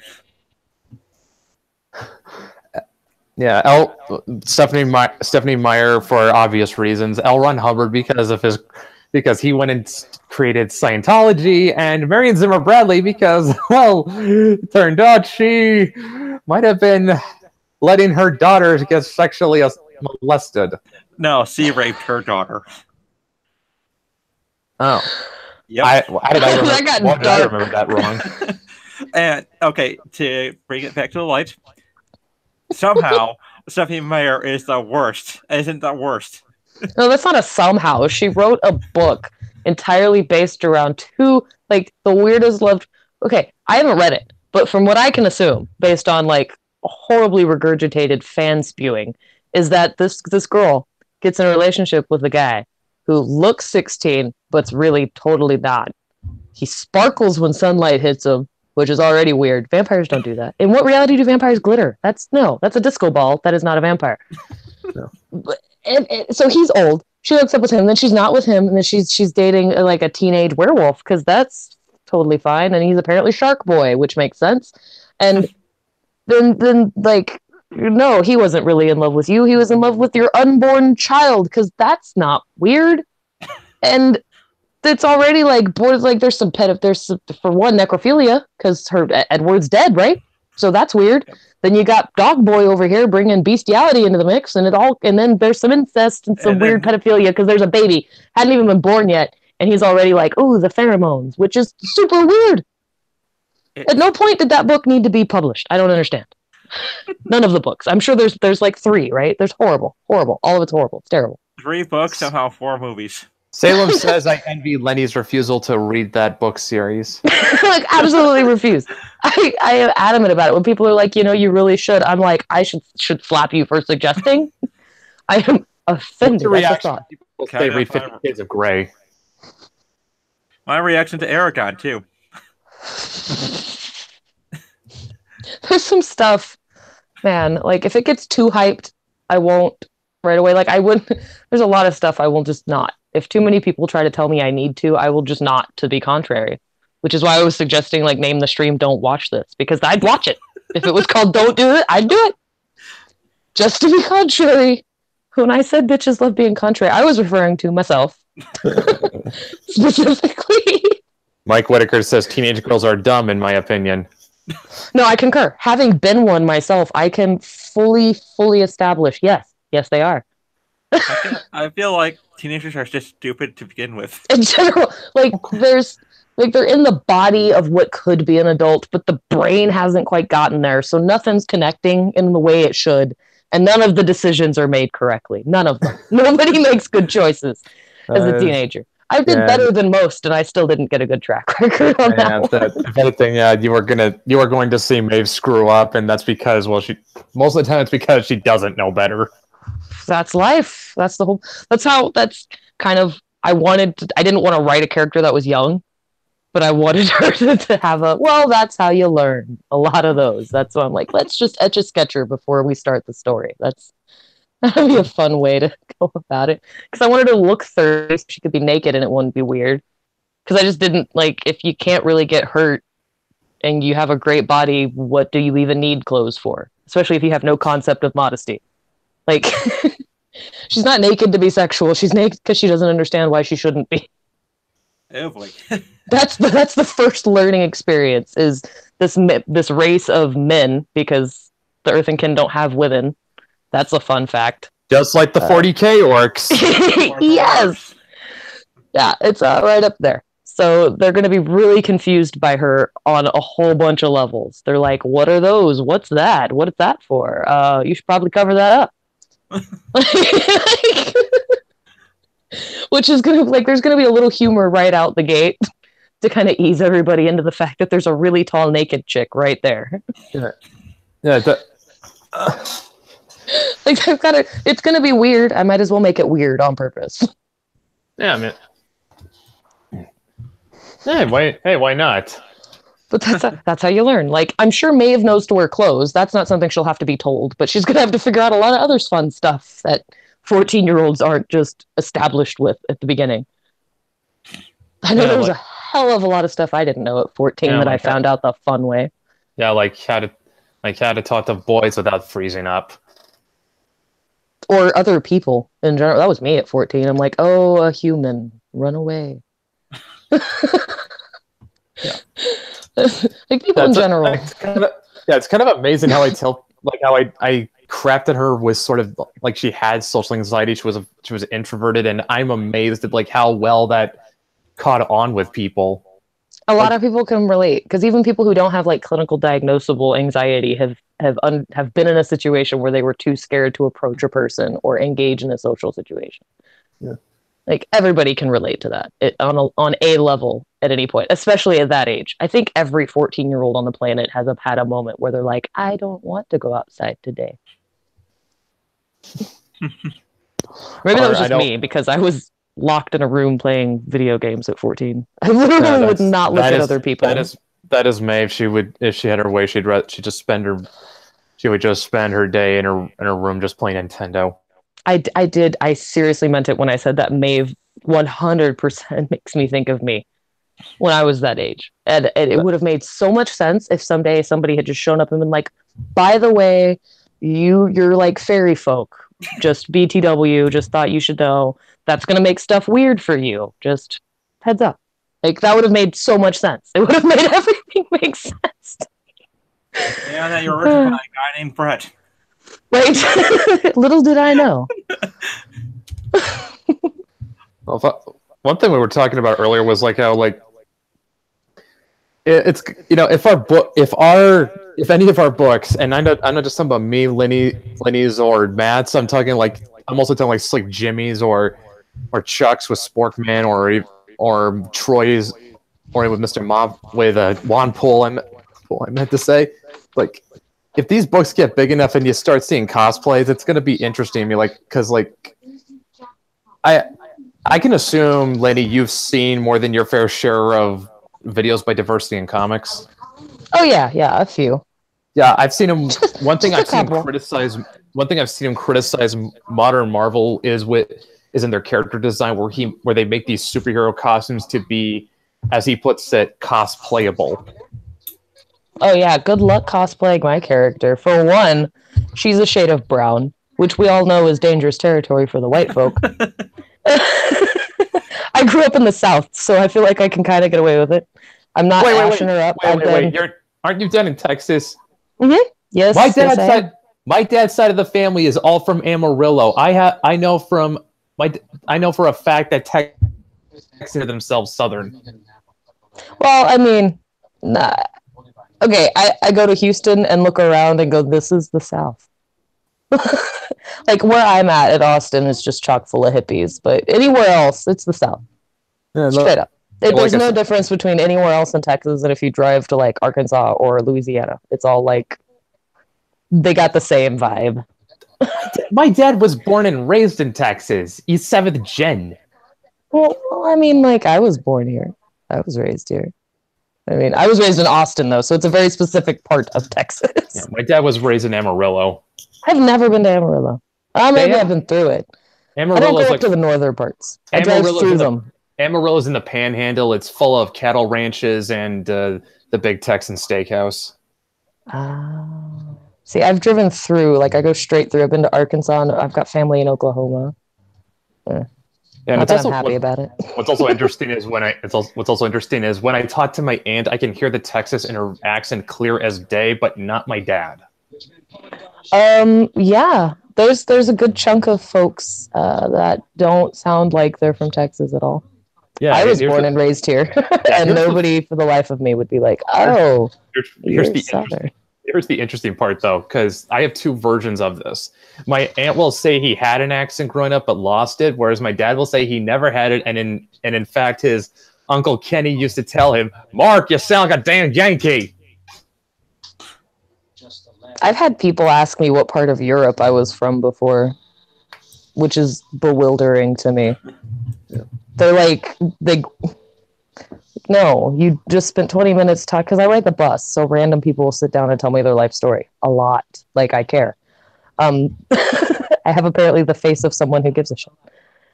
So they sit down and they'll be like, telling me, "Oh, I was born and raised here. The city's changed so much and so many things," and they're just going on. And I've said like 5 words, and they'll be like, "Oh, so you're not from around here, are you?" And I'm just blinking at them like, I've been other places, but this is where I was born. I'm not sure why you would assume otherwise. Very confused. I've said 3 things to you. Did I not say y'all or howdy enough for your standards? I'm very confused. Or try to talk like I'm a cowboy. Like, I can make fun of the way people assume I should talk, I suppose. And my mom, to be fair, my mom definitely has a tone to her. She sounds like she has a Texas accent. Yeah. She says y'all a lot. Like, copiously. That sounds like my aunt. It's a bit much. But she's the one, out of my parents, she's the one that was born here. My dad was born in Oklahoma and came here as a teenager. Yeah. Okay. But she's... Okay, so you're getting back to... And you said good luck cosplaying Calista because she's tall, she's a shade of brown, and mostly naked all the time. So it's like, what are you gonna do? Like, get a really good wig and a tan? I don't know what you're gonna go with for that. Like, what can she do? Like, I mean, like, what can you do? Like, put on a leather bikini or something, or a loincloth? I mean, at some point she's probably gonna put some sort of clothes on, because I'm sure that her orc folk friends are going to be like, other people wear clothes, right? Like, we're cool with the naked, but other people are going to freak out. So they're probably going to hook her up with something before she leaves. I'm just haven't decided how much of something. I'm pretty sure pants are just not going to happen, because who needs them? Regina. Exactly.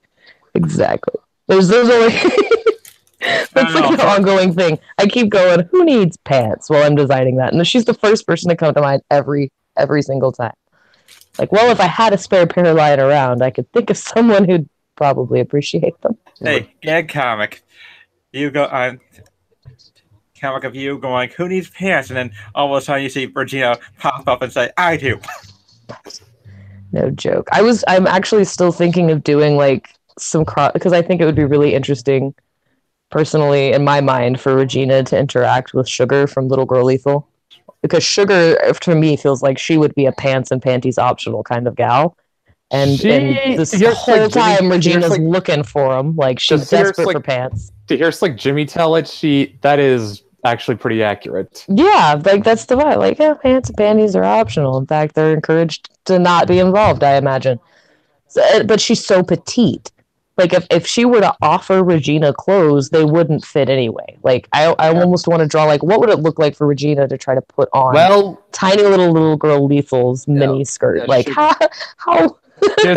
Sugar like, is it would be lewd. Sugar is like, if I remember correctly, she's supposed to be like 4'8", which is also the same size as Maeve. Tiny. Yeah, she's super tiny. And Regina's supposed to be 6'1".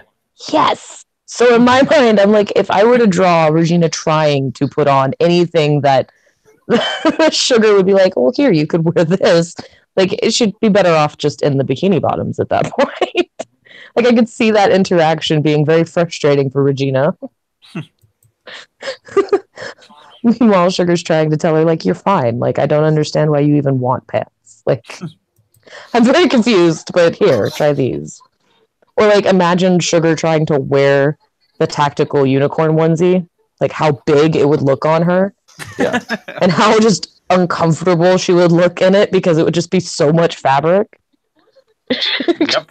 I've actually got this in my head of trying to put Maeve in a onesie, but I can't decide if it should look like if it should look like she's doing really good cosplay, or if it looks like, you know, it looks amateurish, but you're like, oh, she was trying her best. Like, it would, I almost picture her like she's actually put on, like, Regina's gone to take a shower or something, and she's trying on her big sister's clothes, so it's like super big, and like the sleeves are hanging off her hands like an oversized hoodie kind of a thing. Like, she's just sort of like holding her hands up like, I'm you. Look, I can kill zombies too. Oh guys, to hear Brendan Trent tell it, that would just she'd be a complete sucker for it. Yep. She's like, oh my god. It's like it's ultra kawaii. Brett's brain has been broken. I could. Oh my god! Now I wish Brendan had been in the call for this, because that would have been funny. That'd have been, and it would be, and yes, it would be so precious. It's just it's like the big hoodie, like the big floppy sleeves would be what killed it for me. Just hanging off her hands with her reaching out, like it kind of fit. Oh god, I need to work that in somewhere. Like, if nothing else, just have it be like she reads a copy of Rags and goes out and gets one, and it just isn't the right size. Well, I mean, let's just, I'm gonna drop you a little something in Twitter DM. You can crush the holiday dinner, leave guests speechless, and save money. I hear TV. Oh. Whoops. Yeah. I walked into a room and forgot it had background noise. Oops. My bad.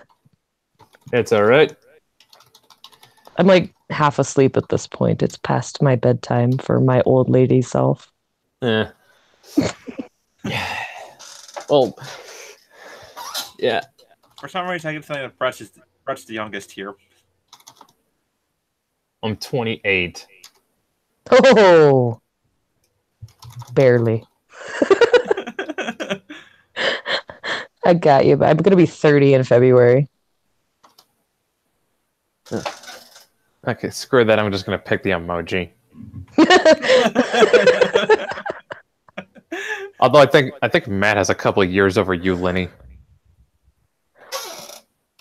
I just feel old.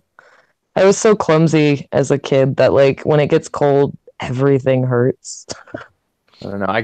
I spent 12 years living in Michigan. Cold is nothing to me. Oh, geez. Like, it wasn't to me when I was over 200 pounds, but you lose a lot of weight and cold sucks. I'm very upset. I'm very upset that skinny people did not tell me that cold weather sucks. Like, nobody warned me. You know, you've lost a lot of weight and winter is coming. Like, and if they tried, I thought they were making a Game of Thrones reference and did not listen. So here I am, dressing like a bag lady, just trying not to die outside in 30-degree weather for no reason. Why is it 30 degrees in Texas? It shouldn't be, but here it is. Yeah, It was snowing a little bit this morning. Why? Why? There's no reason for that. I don't understand. I live in Washington. What is snow? I thought global warming meant there's no snow. Like, I thought that a little bit today, and then I remembered how climate works and went, never mind. By the way, according to my phone, it's 48 degrees up in Washington. I don't even want to look at what temperature it is. Cold. It's. By the way, I apologize if I've been dropping a copious amount of like swear. I've been trying not to talk like a sailor because I don't know how that works on YouTube. I don't know. It seems like YouTube is kind of okay with it. It's just like I don't know. I feel like you get I don't know. Is demonetizing an issue for you? Because I know that you can't like drop an F-bomb and then get paid for it. I know that. Has anyone seen weaponized Nerd Rage's videos? I think he gets demonetized all the time. Well, sometimes I think you don't care if you're getting demonetized. Somehow he gets monetized back. He somehow gets remonetized, and he swears all the time. I don't think I don't think he's physically capable of not swearing. Okay, maybe it's the context then. I don't know. I watch. It might just be the YouTubers I'm watching talking about smoking pot on camera. Like maybe that's what's getting them demonetized. Probably. Because it's not legal everywhere, and I know that advertisers are really picky. They're like, we don't want our ads running on a video where this person has a blunt hanging out of their mouth for 45 minutes. Probably not a good place to run a Toys R Us ad. Oh, definitely not. Oh, Toys R Us isn't a thing anymore. Never mind. Actually, no. Are they a thing again? Yeah, no, yeah. They're not. They didn't go. They did not go bankrupt. That's exciting news. Turns out it was all a ruse to screw over their employees. Oh man, I don't want that to be true, but it sounds so legit. Yeah. Okay. Yeah, but yeah, I mean, like, so yeah, Callista. He says she's gonna be a character that would be really hard to cosplay just because she's mostly naked. Mostly naked. Like, what are you gonna do? Like, I mean, her hair is gonna be really unique. Like, it's got the tight curl pattern, so it's got big fluffy sections, and there's gonna be a big like curl to the front. Like all of her. Every time I've drawn her silhouette style, for some reason, I give her this weird, almost reminiscent of like some of the, like, I don't know. I can't think of a character that has, like, her hair is almost, the only character that has hair like hers anywhere near is probably Brutus, which is weird. Like the way it comes forward in the front. Interesting. Like, instead of hers being like a coiffed curl, it's just sort of like hanging forward like a hook. I thought Brutus had like a pompadour. Yeah, like hers comes forward like a pompadour, but it's not curled. Into the shape. Like Johnny Bravo's. Yeah, like she's kind of got Lady Johnny Bravo hair, but like with a tribal ethnic flair. And now I'm thinking about what. Oh no! Lenny, do you realize what you're doing? I mean, you're white, aren't you? Yeah. Oh yeah. No, I'm setting myself up for some stuff. You're a white chick writing about a woman of color. Yeah, that's and I'm not gonna fly. No, I'm kind of gay too, so all the diversity cards are out there. They're on the table. I mean, what are you gonna do? The best part is, like, one of my best friends, who's the name I'm borrowing, and who's like she's who I'm basing the character off of loosely. She's not that tall or that muscular, but she's where I'm getting like the face and skin tone from.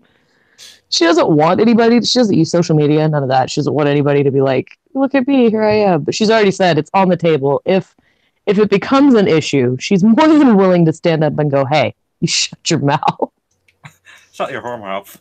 I am screwed because I'm screwed because I'm a white guy writing a young adult fantasy that has a cast that is mostly white and has like only one major Asian character. Which, according so to they're gonna go a Matt, different direction with you. well, according to Matt, Asians are apparently honorary whites. Yeah, yeah, apparently that's the case now. Yeah, and Yeah, I Matt can would see know. that. And Matt would know he is Asian. He's got the official insider scoop. Exactly.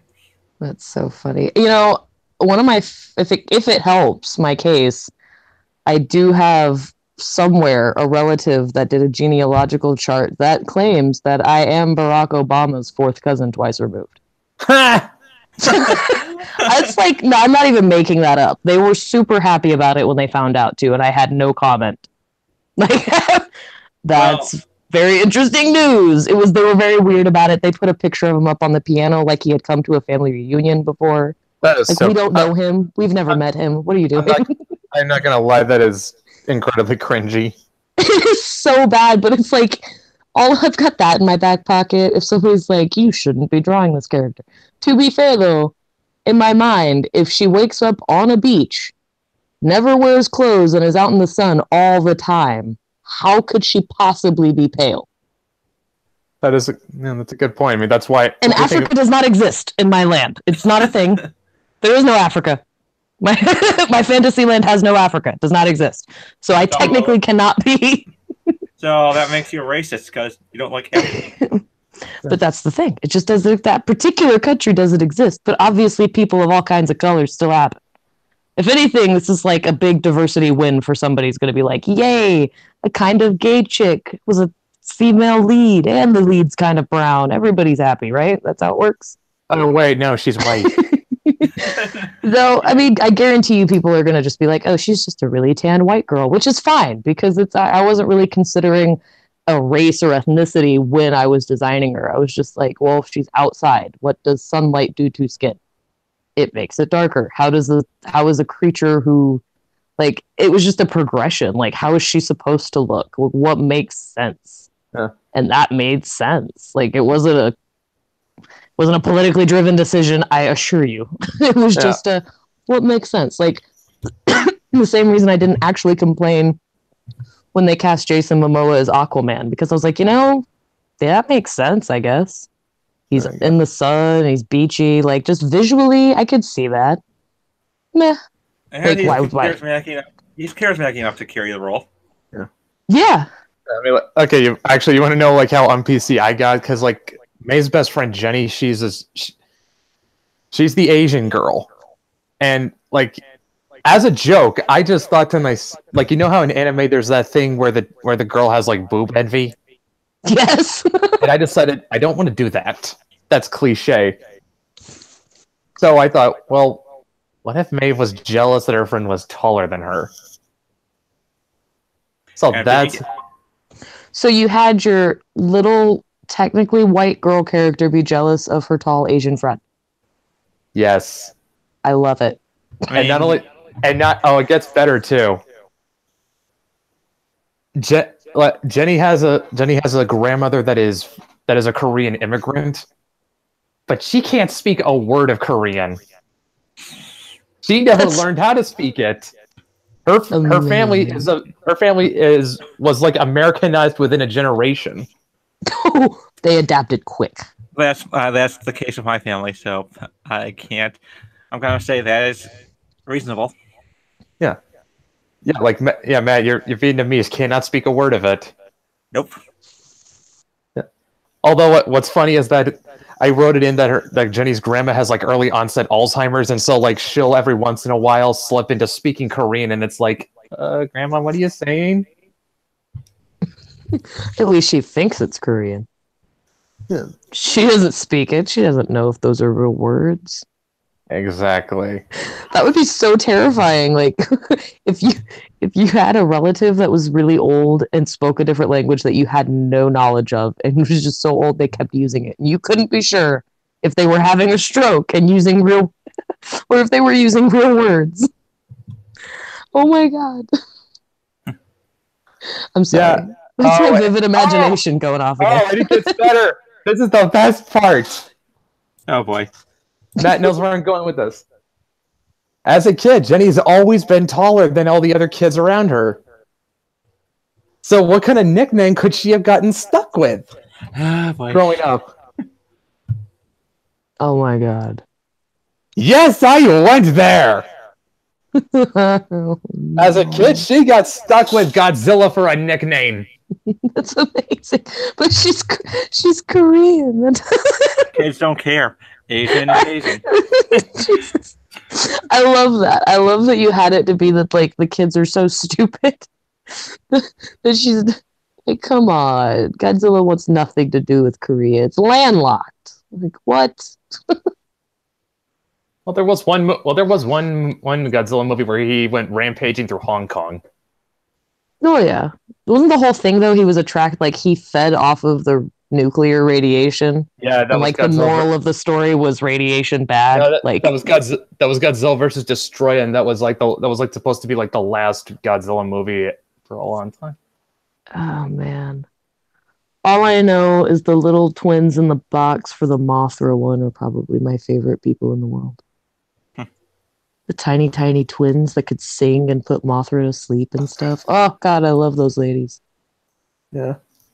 Oh yeah. Yeah. Oh, yeah. It's just like I wrote in so many hangups with my kids.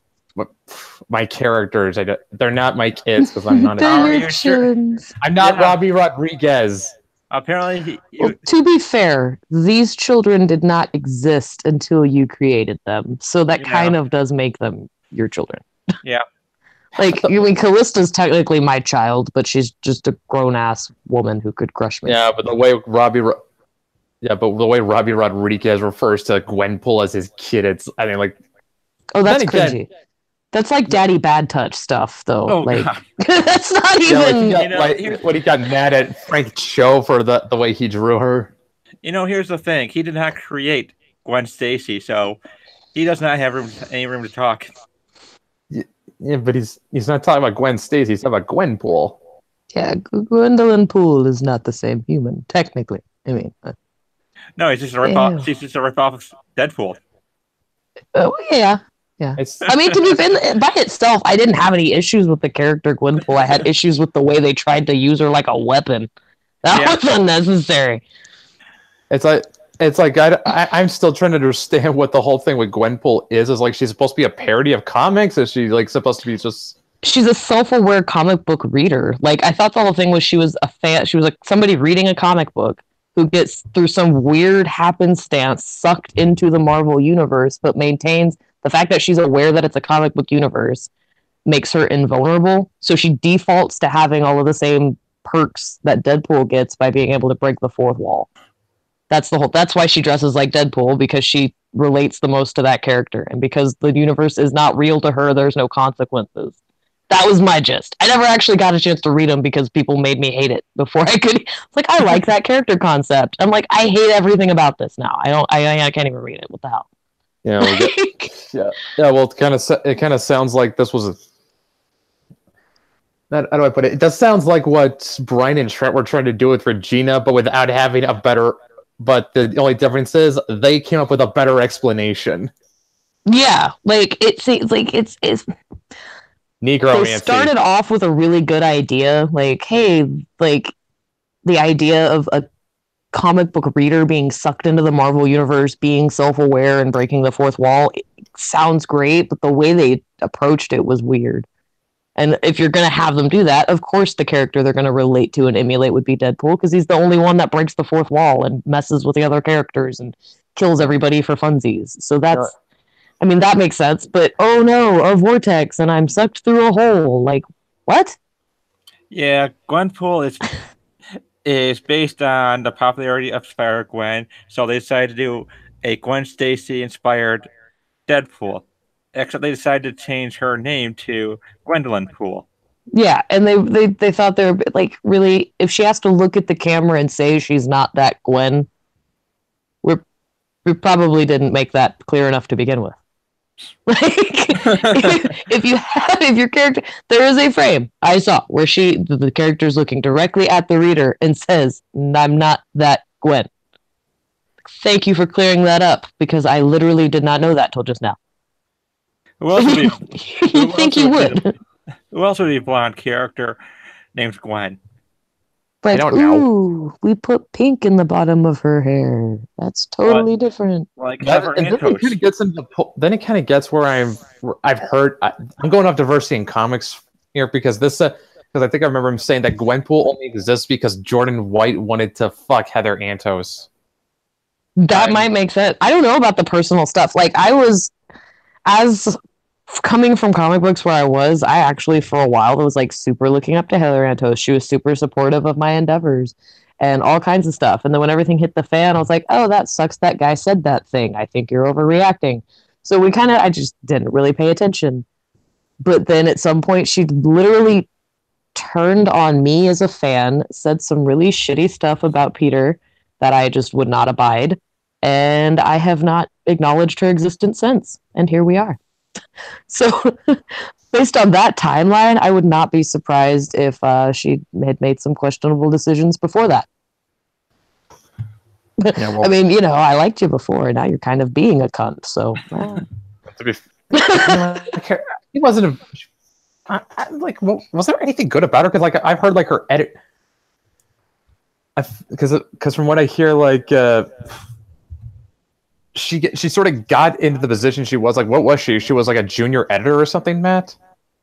I think so. Yeah, even though she didn't really have any experience in it. I don't know, and at the time, because I didn't really pay a lot of attention to nuance and crap, I was like, that's pretty cool. I'd love to get an opportunity like that. She's super supportive. And then I realized she was only supportive at the time because she thought I fit the narrative she wanted, and I was the kind of person she wanted to retweet and share and use as an example. And then when I stopped being useful to her, she was a total bitch.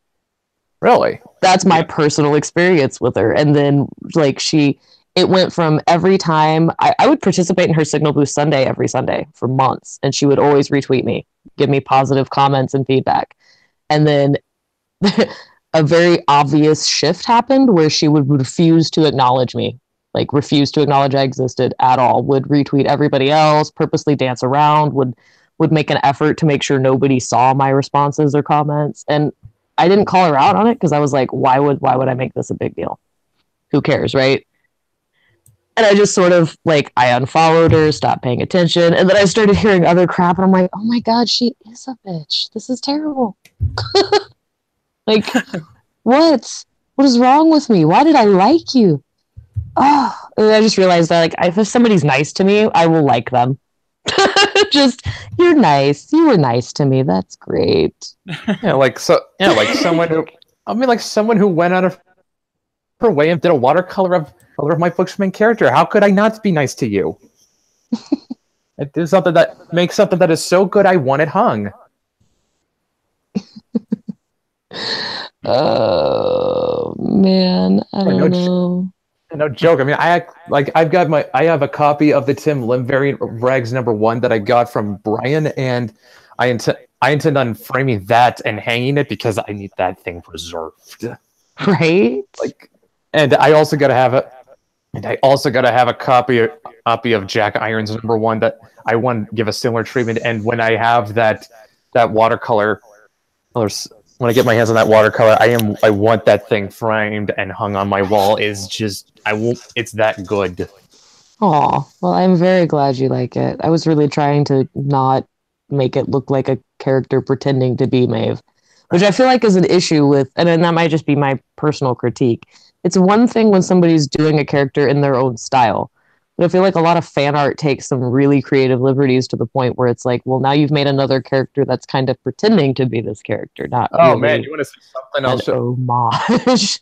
Oh, I gotta show you something. This was by a guy who's a mutual friend of ours named Killbox. You seen any of his stuff? Yes. Yeah. Okay, I'm gonna DM this to you right now on Twitter. This was a little thing he did of Maeve.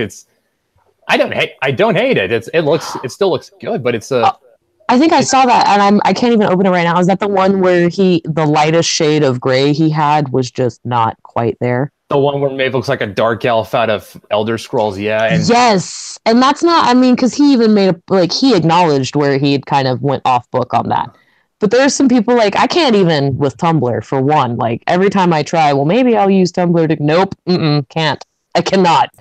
That place is a hellscape of just things that never needed to be, that are just all over the place there. Like good things cannot come from that place. Like just don't understand. And people are always like, oh, you need to put your art up there. People will love it. Nope. No. I mean, the one thing I put on there that I was like, you know what might do well? I did a really unnecessarily muscular Bowsette when that whole trend came out. Like full-on bodybuilder style. It was. I kind of traumatized myself with it on purpose. That did pretty good on Tumblr, of course.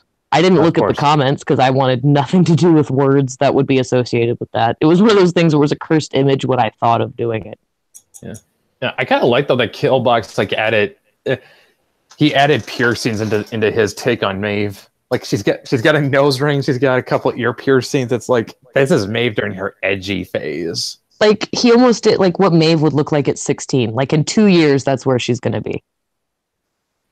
Yeah, well, like every teenager has their edgy phase. True. That's me projecting though, because at 16 is when my face got chock full of metal. A lot of it came out. I went from 17 piercings to now I've got 3. So at one point you had a face like Count Dankula, but just better looking. Well, I mean, I don't know about better looking. Different strokes for different folks, but most of mine were on my ears and stuff. Like I had the whole like going all the way up the ear, eyebrow. I had like the weird thing under my tongue pierced for some reason because I wanted to be unique, and that made sense. But now I've just got my lip and my eyebrow and like one piercing in each ear. Like I toned it down. I work at a desk now. I should probably look like people. At a certain point, you got to grow up. Well, I mean, I kept losing the jewelry, and you got to keep it clean. And there's just like, there's a lot of work involved in having piercings that don't smell like the inside of a asshole. So. It's a fun fact. Like, I can't. Point taken, but still, I mean, like, Like, I think gauged ears look awesome, but there's some smells involved in that I cannot deal with. Mike Whitaker said, I wouldn't say I had an edgy phase per se. I don't believe that. I mean, like, I think that's kind of a phase you have to work through when you're young. I don't think I ever really totally worked through mine. I think visually I look more presentable, but I genuinely think I'm at like peak deranged right now. Like I understand what's socially acceptable now, I guess. Like what do you say in front of people and what do you keep to yourself? Yeah, it's just I'm just when I'm thinking of the edgy phase, I'm talking like when you're at that age where you think you don't have to listen to your parents anymore and you can just do whatever you want. And well, you mean the phase where you know you're supposed to listen to your parents, you're just purposely trying to piss them off for the sake of it. Yeah. That's that real phase. Like, we like to say it's we think we can get away with it. We know we can't. We're just doing it anyway. Like, at no point as a teenager, honestly, I'm going to do this because it's going to be fine. No. That's never the thought. The thought's, I'm going to do this, and if I get away with it, it'll be awesome. But I know I'm not gonna. Yeah, it's just more like you're at that age where you're just sort of testing your boundaries. Yeah, like I want to get in trouble because I want to see how bad I can get. What is the limit? Like at what point will my parents or the people in charge of my safety consider just not having me alive anymore? Like with that, like at what point do they get to that where they're like, I wish you weren't here. Like, let's see how hard we can push. Well, yeah, most parents never get to that point. Like that's that's the trick. Yeah, in fact, like that's actually a thing that's kind of going to crop up for both me and Matt with our characters. I mean, like I do. It's kind of going to go without saying that Maeve is sort of going to be as she kind of starts learning, hey, wait, I can phase through solid objects, because like it can start with something small, like she's just stealing candy out of the vending machine, because why not? Yeah, exactly. Yeah, but then all of a sudden, like, maybe, who knows, she gets tossed in detention. Well, what good is tossing a girl in detention when she can walk through walls? Right? Lock the door. Who cares? I'll just, Iron box. boundaries mean nothing to me. Iron Right? box for him. Exactly. Iron box. Yeah, that's like the only, I wrote in a week that she has a vulnerability to iron. She can't, powers That's don't actually work. pretty on point for a lot of mythology. So good on you. Yeah. Yeah, they're vulnerable to iron, and their powers don't work on it. No. Yeah, Matt wrote in that Althea during her formative years, she had a bit of a rebellious phase too. I mean, and it's the added bonus for like characters like Maeve, who, while they're trying to figure out what's right, what's wrong, and where their moral compass lands on the grand spectrum of life, she's also got the ability to do crap other kids can't do. Like, well, of course you're not going to take candy from the vending machine. You can't just reach through the front of it. Yeah. Like, well, of course you didn't do this because you can't. It's not a matter of should she. That's going to be the afterthought, I imagine, is, well, I've done the thing because I could, but I never stopped to think if I should or not. Like that. Yeah, well, the way I see it, it's like it would, because like, I mean, and like, you do know that I wrote it into her background that she grew up in a Christian household, right? I thought I had read that. Like, I thought I had read you mention that, which is, of course, going to give her a set of morals that she's going to question and want to push back against. Well, yeah, but not only that, I mean, like, you can kind of assume that she had parents that taught her right from wrong, so she's gonna start off with, so if her rebellious phase is not going to be something that starts off with one big thing, it starts off with one little thing. Yeah, that actually like it's seems, that at the moment it doesn't seem like it means anything, because she finds a way to rationalize it away. Like, say, she tries to buy a candy bar at the vending machine and it gets stuck, and she's like, "But I paid for that." Yeah, and then the next time when she doesn't put money in, it's like, well, I'm not hurting anybody. And then it just goes from there. That's like it's a really good way to approach it, because a lot of people would just go balls out like, oh, she's going to try to do all of this horrible thing, and this big dramatic moment's going to happen, and that's not believable. Like, no kid just immediately decides to steal a car one day, not in most of them anyway. No, it always starts with the little things. Yeah, the gateway action. Like, she was a good kid until that candy bar got stuck. Yeah. That's actually pretty intense. Like, that pivotal moment, she'll be able to reflect, or whether she does it directly or not, the reader will be able to reflect to that one moment where she made the decision to do the thing she knew she shouldn't do. Yeah. No, like I said, it's a moment where she can talk herself into doing it, because she can rationalize it, or finds a way to rationalize it. Now, does she get to the point where she stops rationalizing it and starts finding it fun to be doing bad things? Or is she going to always have that kind of apprehension to it? That would be telling. That's the exciting twist we'll have to find out. Yes. Because that's an interesting thing. Like, you can go either direction with it. Like, is this a character that's going to always have that need to rationalize the thing? Or is there going to be a point where she says, well, why do I even care? Yeah. That's very interesting. That'll be a definitive moment in the character development for Maeve. I'm excited to see how that plays out. Yeah. Now,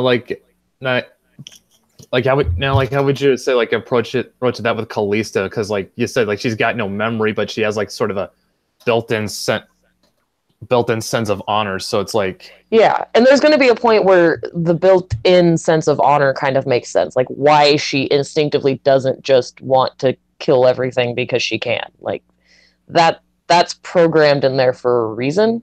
She doesn't remember why, of course. There's no reason for her to remember why yet. And why she doesn't remember is a whole other exciting ball game. And I've kind of set myself up to where at any given point, unless I do decide to just kill her in some dramatic way later, I always will have myself the opportunity to, like, Etch-a-Sketcher and have her wash up on another beach somewhere confused. Like, I will always have the ability to pick her back up and do another story with her if I really want to. Like, even if my first attempt at all of this completely flops, like, it doesn't mean I have to totally give up and try a different character. Like, I'll always have that kind of start over loophole with her, which might be cheating, but I'm okay with that.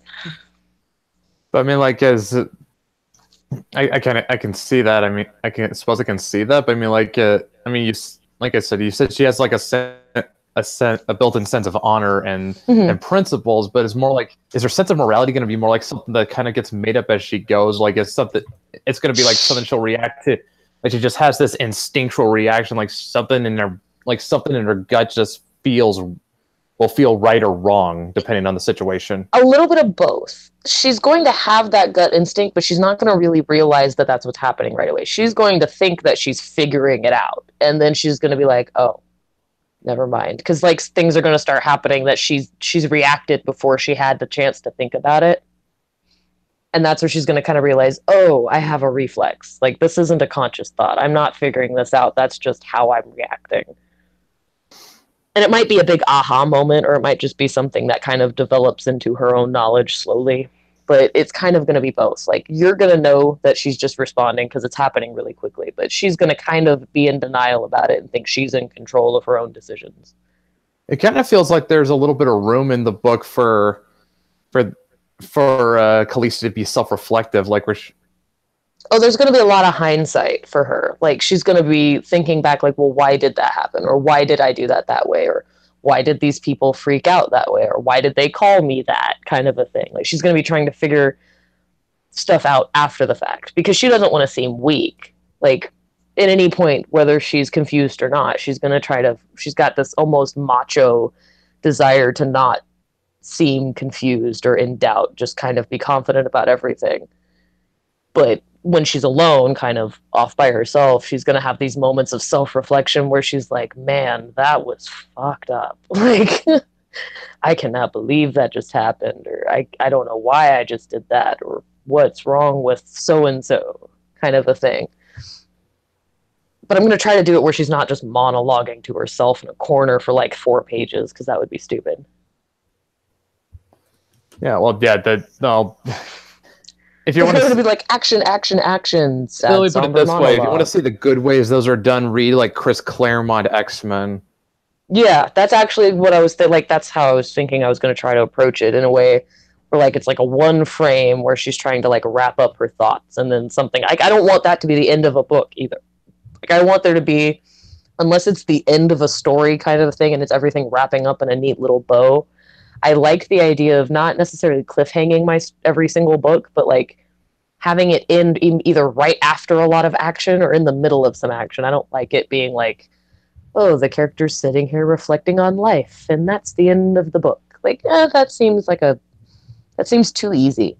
Like, I don't want to wrap up a story like that. I want it to be like a chapter that you get to the end of the chapter and you just want to keep flipping to the next one. That's why I'm trying to get them more than just one done at a time, because I would be really pissed if I ended a book, like if I was reading the book and it ended that way and I had to wait like a year to see how it came out next. Huh. I guess that's actually kind of novel. So I mean, like we just say like it's not going to be like too prosy. Like the text is going to be like a more utilitarian, as in like you're only going to use what you need and nothing more. Yeah, like it started as a book, but I don't want it to be a lot of words. For one, I'm not good at using the right word. I'm much better at just visually showing somebody what I'm trying to tell them. Like, if I'm trying to describe something to somebody, I'm more likely to grab a notepad out and try to sketch it for them than I am to try to keep finding words for these things. So when I realized that I'm a terrible writer and that there just aren't enough adjectives for me to form a fully coherent description of these things, I'm like, no, I'm just going to forget the words. I don't even need them. I'm just going to use them as a template to make sure I have everything in order and then I get my facts straight. But other than that, everything's going to be pretty visual. Unless somebody is actually saying words out loud, I don't really want them to be on the page, if at all possible. Yeah, so yeah, because I'm more or less the same way with how I use text in my comics. Like I only want the character because like nobody talks like they're giving a monologue. Nobody talks like they're giving a speech. That's not how people talk. I want my characters to sound like they're well, for one, I want them to sound like they're teenagers and Yeah. Teenagers. They're well, what the best way I can put it is they a lot of the times they just say they just say what's on their mind. They just fine. They don't really give much thought. They don't give much thought to what they're saying, and they just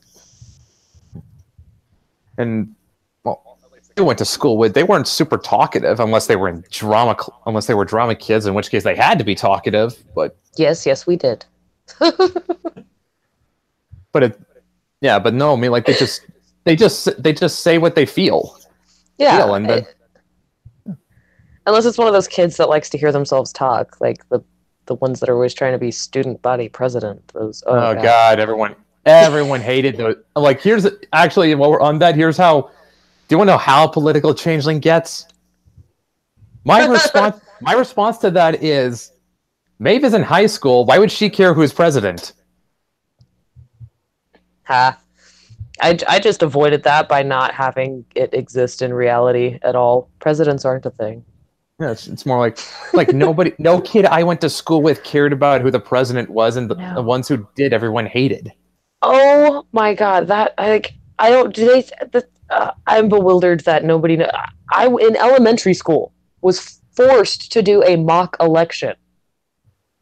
Elementary school. I was a child, single digits, and my entire school lined everybody up, took them into the computer room, and had them participate in an election where we all voted for, I swear, I think it was like Bush or Clinton.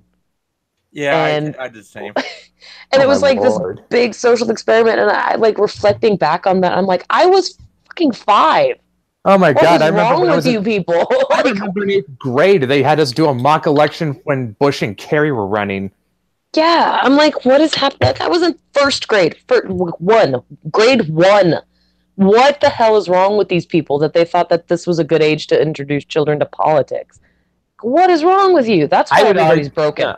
That's I would argue. Right, I figured. I would argue 8th grade was not an appropriate time either, because like I kind of just voted. I just kind of went with Bush just because my parents did. I didn't really think about it at all. That's not. I mean, if you want to, if anything, that's when you start introducing kids to the subjects that come up during elections, not necessarily the concept of an election.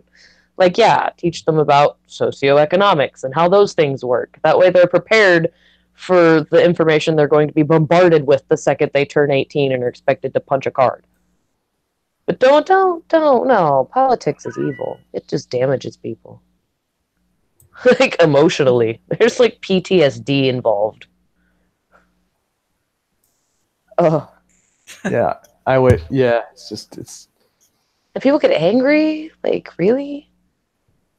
Like, when I was younger, other than, like, the weird mock elections of kids and stuff, like, it was impolite to ask somebody who they voted for to their face. Like, that was impolite. That was rude. Like, I don't understand that that's normal now.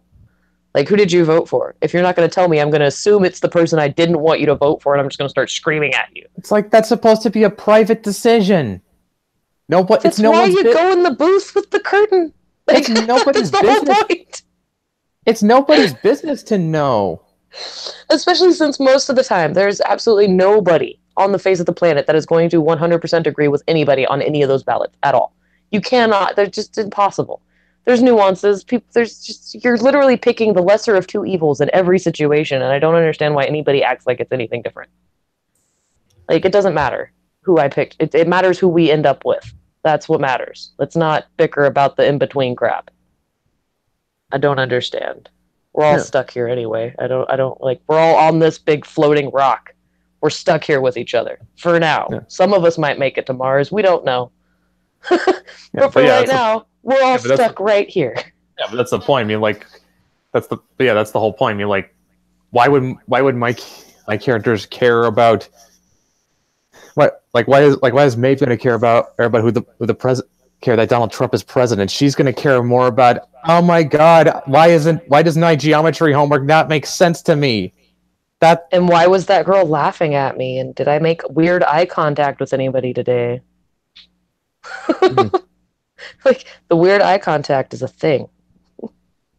yeah.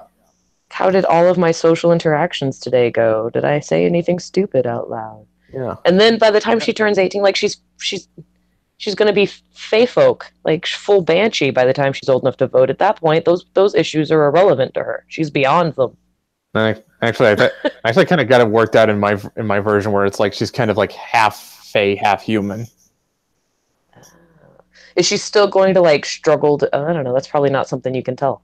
But like Well, no, actually, that is something I can talk about because, well, I'm probably not gonna answer it the way you were expecting. Like it's like that was kind of that's like the angle I was going with is like she has an upbringing and a heritage that are kind of at odds with each other.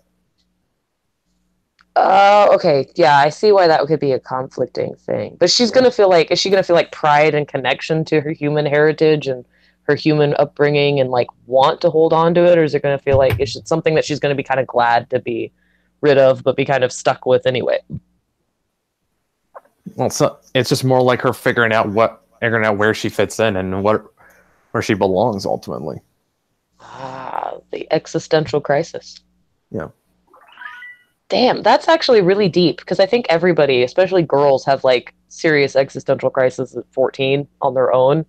But to have the normal one on top of the, okay, now what the hell even am I? Is going to be really intense. And back to the tone thing, if you were to put any other tone, any other art style, any other ambiance to that, it would be so hard for it to not be depressing. Like, so hard. Yeah, it would. Like, wow. Yeah. And actually, like, Matt, how political did you say like Mythics was gonna get? Well, I'm going to say that the entirety of Congress is possessed by demons. That's a fun twist. Nah, I'm kidding. There's not going to be much politics in that. I was really like, so it's on canon with reality? Well, no, actually, it's just I just liked how what was really interesting is to me is like how Matt said like how Althea's attitude is to that because of what her job is in addition to being like a monster hunter. She can't afford to be political. Yeah, well, yeah. Matt, what's Althea's day job again? She's a freelancer writer, who writes for multiple formats, basically TV, movie, comics, books, that kind of run. That's fun. Yeah, and you said like oftentimes she has to sort of work with people who she doesn't agree with, right? Yep. Such as there's probably some ghosts that are haunting Washington D.C. Maybe some who are trying to get the politicians to be more honest. Yeah, but like you said, she's like there are times where she has to have a client whom she doesn't agree with politically, but she has to. But because she's a professional, she's gonna stuff it away because it's her job.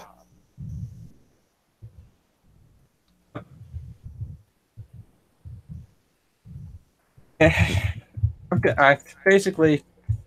probably gonna have to bang it into people's heads that she's a political neutral kind of person. She's not gonna pay much attention to who she's working for, their politics. But if they do something that she finds morally reprehensible, like say ballot stuffing or anything like that, then she'd probably stop them.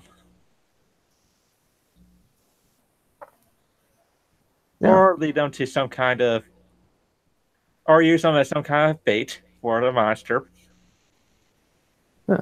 Yeah. The kind of things we want to do ourselves. Oops, the bait got eaten. That's just terrible. That's a shame. Oh no. In the same toneless way that Gene Wilder's Willy Wonka did whenever a bad kid got their due. Oh no, it's so terrible. No, I mean, at least God. you guys are kind of addressing the lack of political interest. Like, you guys are like, yes, there's the politics is happening around my character. My character just doesn't care. And people are going to try to put politics and underlying context in mine all over the place. Like, all over the place. They're going to be trying to put crap where it doesn't belong. I'm fully prepared for that. But I mean, they're allowed to interpret it however they want, if that's what they want to do. But how I intended it's not going to match up if that's what they're interested in. I am one of those people who thinks that it was like, fuck death of the author. I don't believe in that one bit. Yeah, I mean, I can't stop people from assuming or speculating or whatever, but I mean, they can always ask, and I will always gladly tell them no. What they do with that from there is totally up to them. But I mean, you said it yourself. I'm like a white girl, just drawing a character that's kind of brown, who's going to be met with the people who are treated like crap in this universe, and then leave them and be confronted with people who talk crappy about them, and she's going to be very confused about why.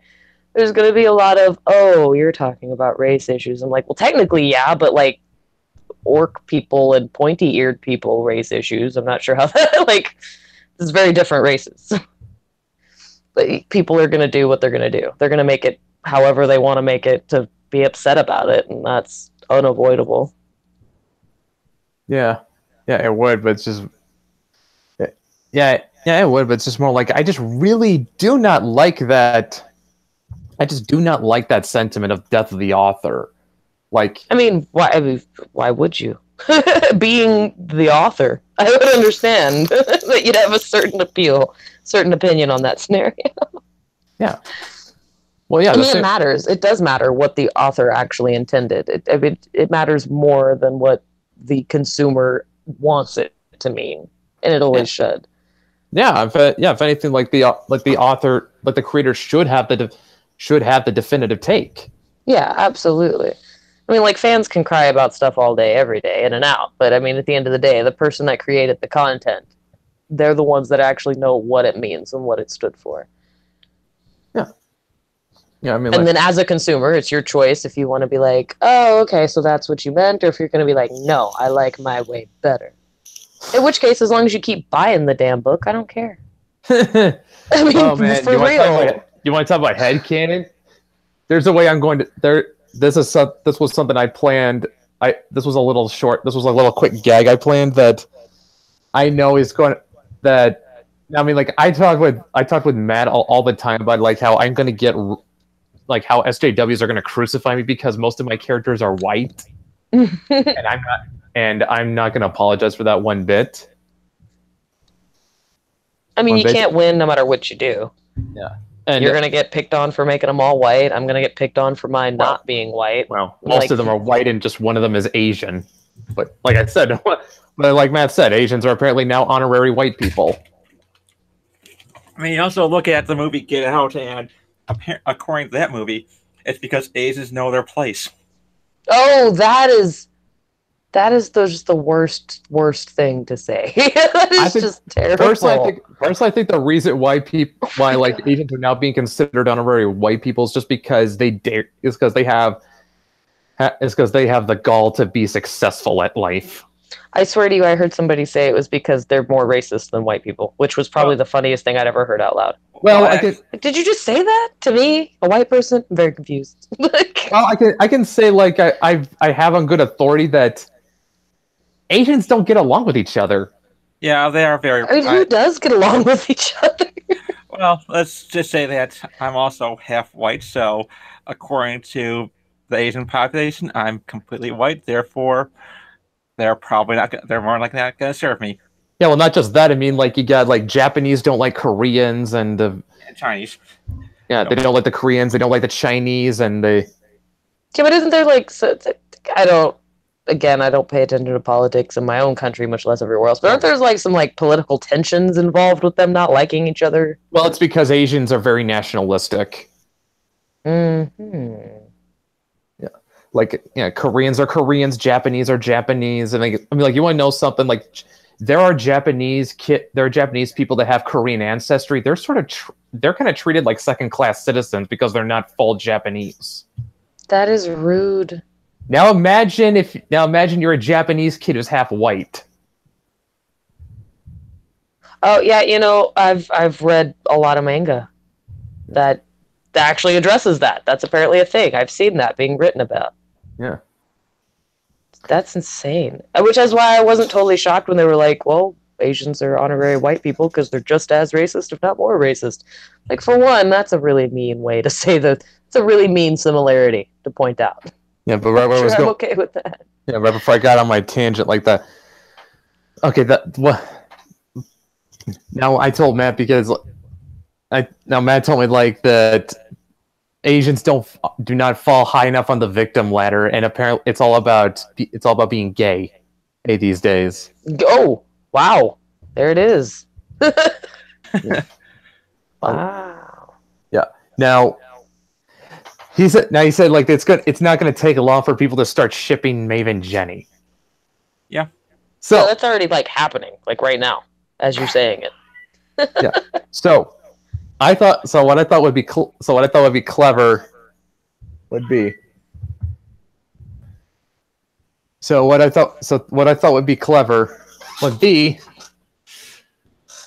like, you remember the end of Legend of Korra?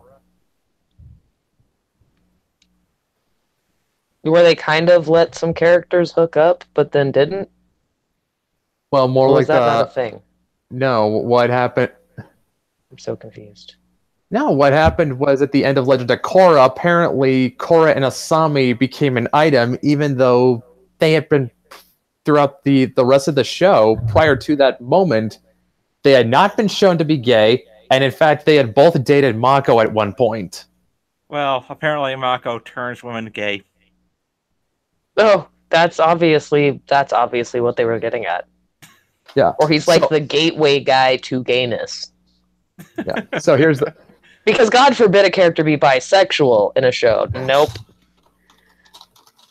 Yeah. So what I thought would be funny is if I wrote in this quick little gag, this little throwaway gag where Maeve and Jenny are watching this show.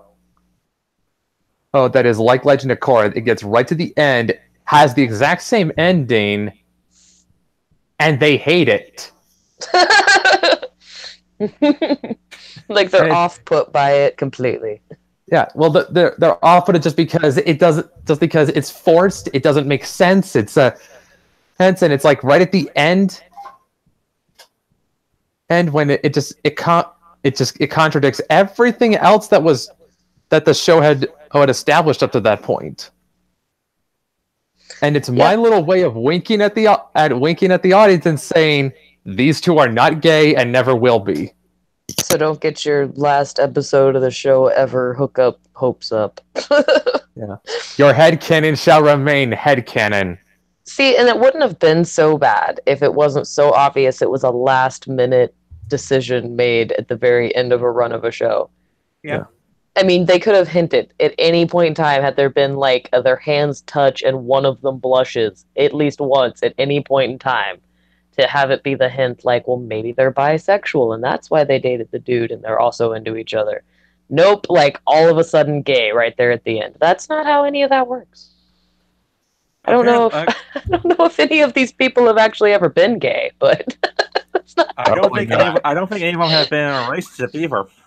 Yeah, I mean, like I can't even like Matt even told me, like I can't even portray them doing like innocent friendship things without there being some sort of gay subtext. Like, no. they can't just be hugging and like doing cute things together. Because that's what girls do when they're friends. Absolutely. And it is terrible if one of them isn't straight. Trust me, I've been the not straight one. And just because the girl's giggling and rubbing your shoulders and telling you you're pretty does not mean she wants to see you naked. Like, that's not how it works. 100% not how it works. It's never how it works. Girls are just nice sometimes until they're not nice, and then they're really, really not nice. But when they like each other and they're friends, They're going to compliment each other. They're going to braid each other's hair and lay in each other's laps, and it's not weird. Yeah. It's normal. Don't you know that if you're friendly towards each other, that means you're gay? Yeah, or if you're actually gay, you're just friends. How does that work? Or I've cousins always even. been confused by that. Like, Cousins sometimes, you know? actual gay people are either cousins or just gal pals or best friends or bros. But if they're actually just best friends or just really, like, nope, they have to be. That's backwards. Like, maybe if we acknowledged the actual gayness in the world instead of trying to pretend it wasn't there, we wouldn't feel so compelled to shoehorn it in places it doesn't belong. Yeah. Maybe that's just me. He's so confused by it. Yeah. Yeah, and then yeah, definitely. And then, I mean, like, I mean, come on, like you can't have kids. It's just like you can't just let kids act like kids. No, they've got to be making serious life-altering lifestyle choices before all of their body parts have even fully developed. They got to be making them choices. Yeah. That's stupid.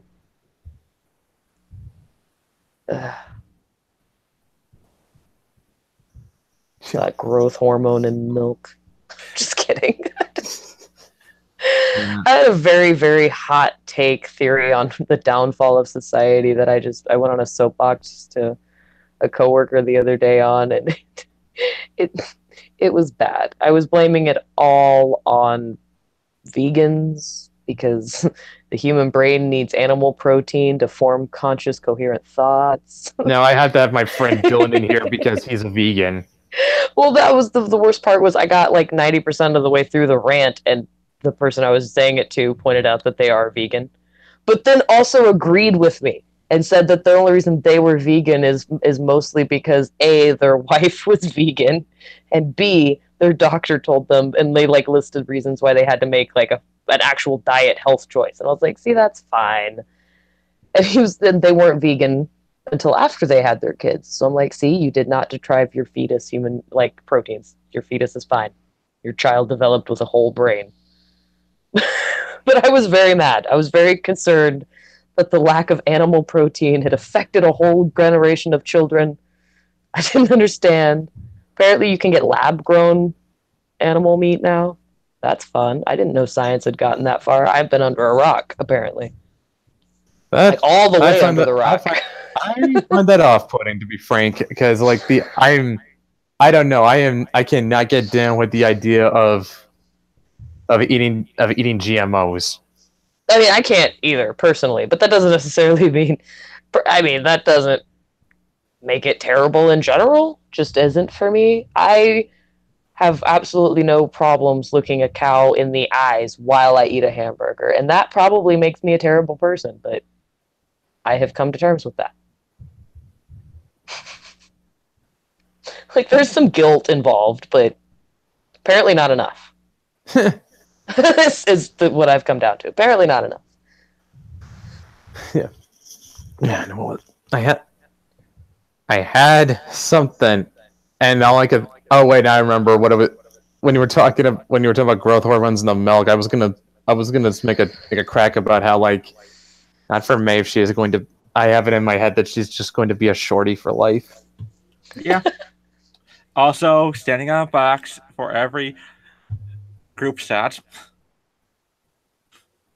Yeah, she is always gonna. I'm actually even playing with the idea that that over this series, Jenny will just get taller. Oh my god, I don't know why that made me think of Archer and Lana's boobs. Like, that's actually a thing. Even the voice actress admitted that for the first season of Archer, every episode, Lana's boobs got a little bit bigger until somebody noticed, and then they stopped. Really?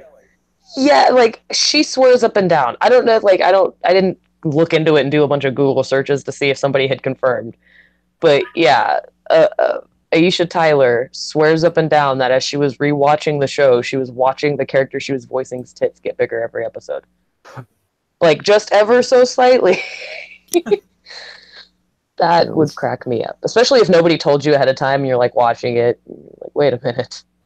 Something's going on there. And, then you'll see, oh. Uh, Yeah, and what was it? Yeah, and like I mean, like I could easily, I could easily see. I could easily see like at the end of Changeling, like Jenny could be at Regina's height. like you can't even fit her in the same frame with Maeve. Like Maeve's always talking up to some shoulders and the head's out of frame. Yeah. Like you wouldn't even ever have to draw Jenny's face again, just like from the shoulders down. It's like, why are all the? Oh, yeah, she's the main character and she's the shortest one. Of course, that's why you'd have to like zoom in on her. So everybody else is so tall. Their like tops of their heads are going to be cut off. Like as they keep growing and stuff. It's fine. Don't make. She's the main character. Why should she have to stand on a box? Everybody else should either have to squat down or just be out of frame.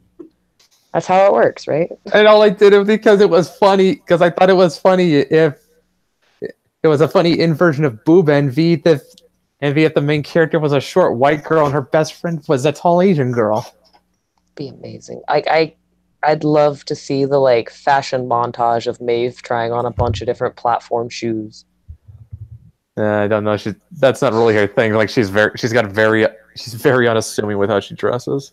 No, that's the point. She's trying to find a pair that aren't too flashy but still make her taller. They don't exist.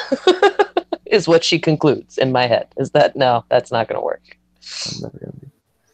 I don't know. Oh my God. Yeah, but it's now like. Yeah, I mean, another idea I wanted to steal out of like from the Rags team was like, you know how like they were always sticking Regina in different outfits. Yeah. Well, what if I had Victor and Ginger stick Maeve in? Well, have Maeve dressed like Edward Elric from Full Metal Alchemist.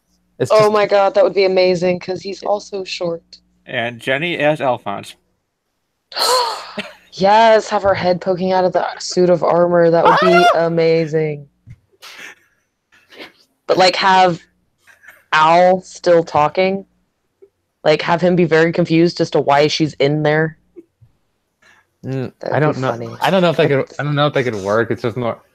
I don't know if I can make that work, but it's just like If Alphonse is still it's the perfect combination. The only difference is that where Ed just loses his shit when people point out that he's short, they would just sulk. Yep. And then it's like, I didn't ask to be orange. I didn't ask to be short. Well, sometimes Ed did sulk. Yeah, but most of the time Ed just flipped out. Yeah. Got really mad.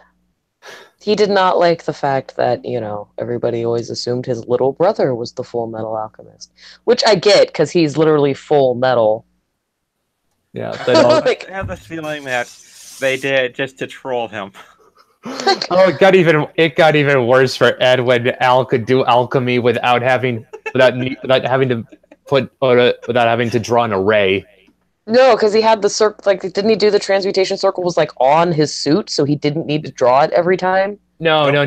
Like Al would, when starting out. Now, if we're going by the manga and Brotherhood, like starting out, Al would have to draw alchemy arrays out by hand, whereas Ed would just have to do the thing where he would put his hands together and boom, he could transmute something. Yeah, but how did Al end up being able to do it like that? Did he just get better, or did he do something to his suit? What happened was that Al's soul, I guess, kind of ended up going to the Gate of Truth, and then he sort of learned.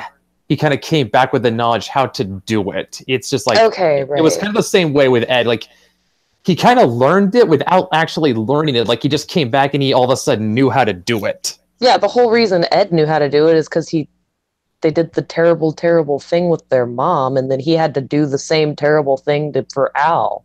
Yeah.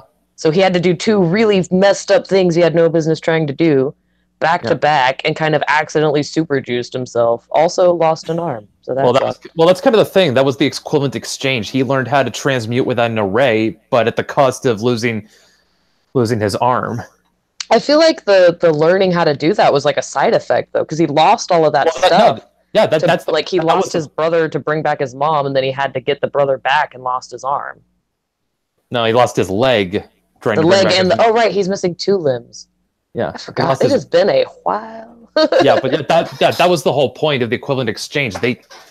You take the gate of truth would take something from you, but you got something back in return. Yeah, I mean, the first thing they got was the pile of stuff that was supposed to be their mom, and the second thing was his... Like, that's such a horrible thing to say, but that's what it was. So, a pile of stuff that said some stuff and was supposed to be their mom. That was horrible. But then the second time, it was he got his brother back. So that, like, the learning the thing was just an extra bonus, right? Yeah, and when Al learned to do that, Ed was just crushed, because now all of a sudden, He's not special anymore. The one thing he had over Al... He no longer did. I mean, to be fair, at that point, did Al have a body at that point? Because that's still something he has up on him. Like, all right, you can do that. I still have body parts. It just, but it bugged him that his younger brother was taller than he was. That was already the messed up part. Like, much younger brother, too. That's what really made me laugh. And he still sounded so young. Like, he's still a little boy. Actually, I think Al was like, what, a year or 2 younger than Ed? Like 2 years younger, yeah, for sure, at least. Mike Whitaker in chat asks, who'd be the girl and the dog? Please, no. Oh, no. That didn't happen. We're not talking about that god-awful thing. I watched the live-action movie with my girlfriend, and I regretted watching that. Oh, God, that was like the worst thing you could have seen. It's just like... Of all of the things they could have changed and not had, they could have not. It got worse. I would have been okay if they didn't. It got worse because they're still alive. It was so bad. It was so bad. Well, okay, like this way. It was bad, but in the right ways. Like, I was emotional, and I was very embarrassed about being emotional. And the best part was I was watching it with my significant other, who wasn't as familiar, like hadn't watched enough of the anime, didn't realize why I was already very upset. Like, the second the little girl gets on camera, I am grabbing my chest and upset. Like, and he's very confused. He's like, what are you doing? What is wrong with you? And I don't want to spoil it, so I'm not saying anything, but I'm just like watching her play with the dog, like, no, for the love of God, no. Like, I'm already upset. He doesn't understand why I don't like the guy already. He's like, what did he do? I'm like, nothing yet. Just wait. Just wait and see. Just wait. He's like, why does the little girl make you cry? I'm like, just hold on. Just wait. And then it happens. And then I look over at him. He's just got this look on his face like, oh my God. And then he was wondering why I made him watch it.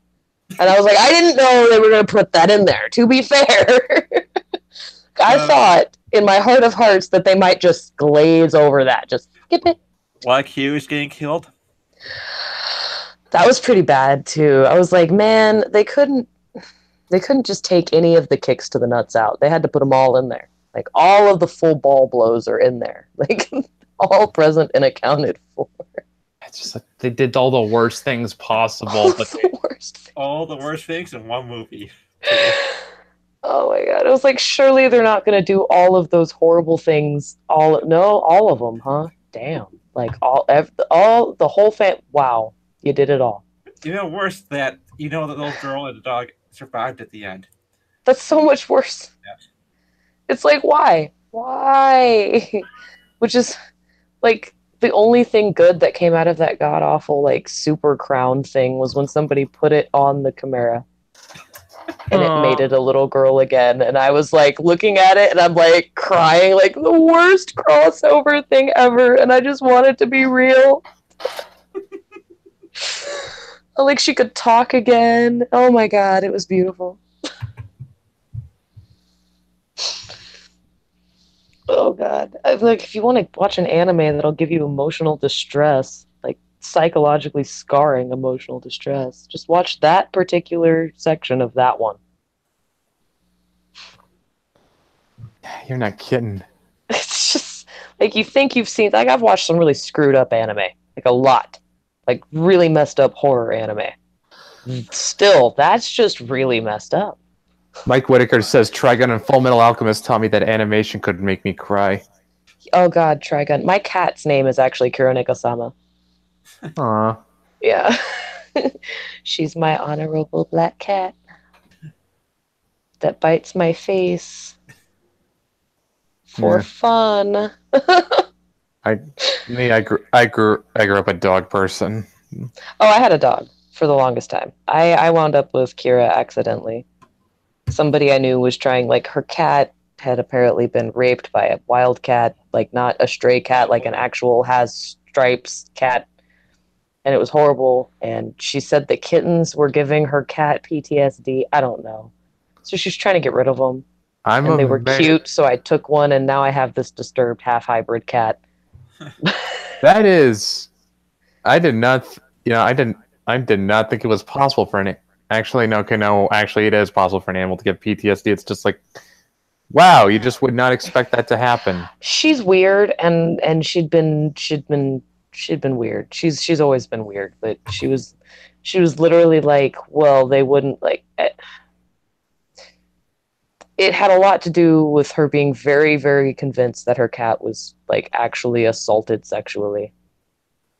And all I So she could tell didn't. her was, your cat was in heat and it went outside and found a boy cat. That's not how. That's not. No. That's literally consent.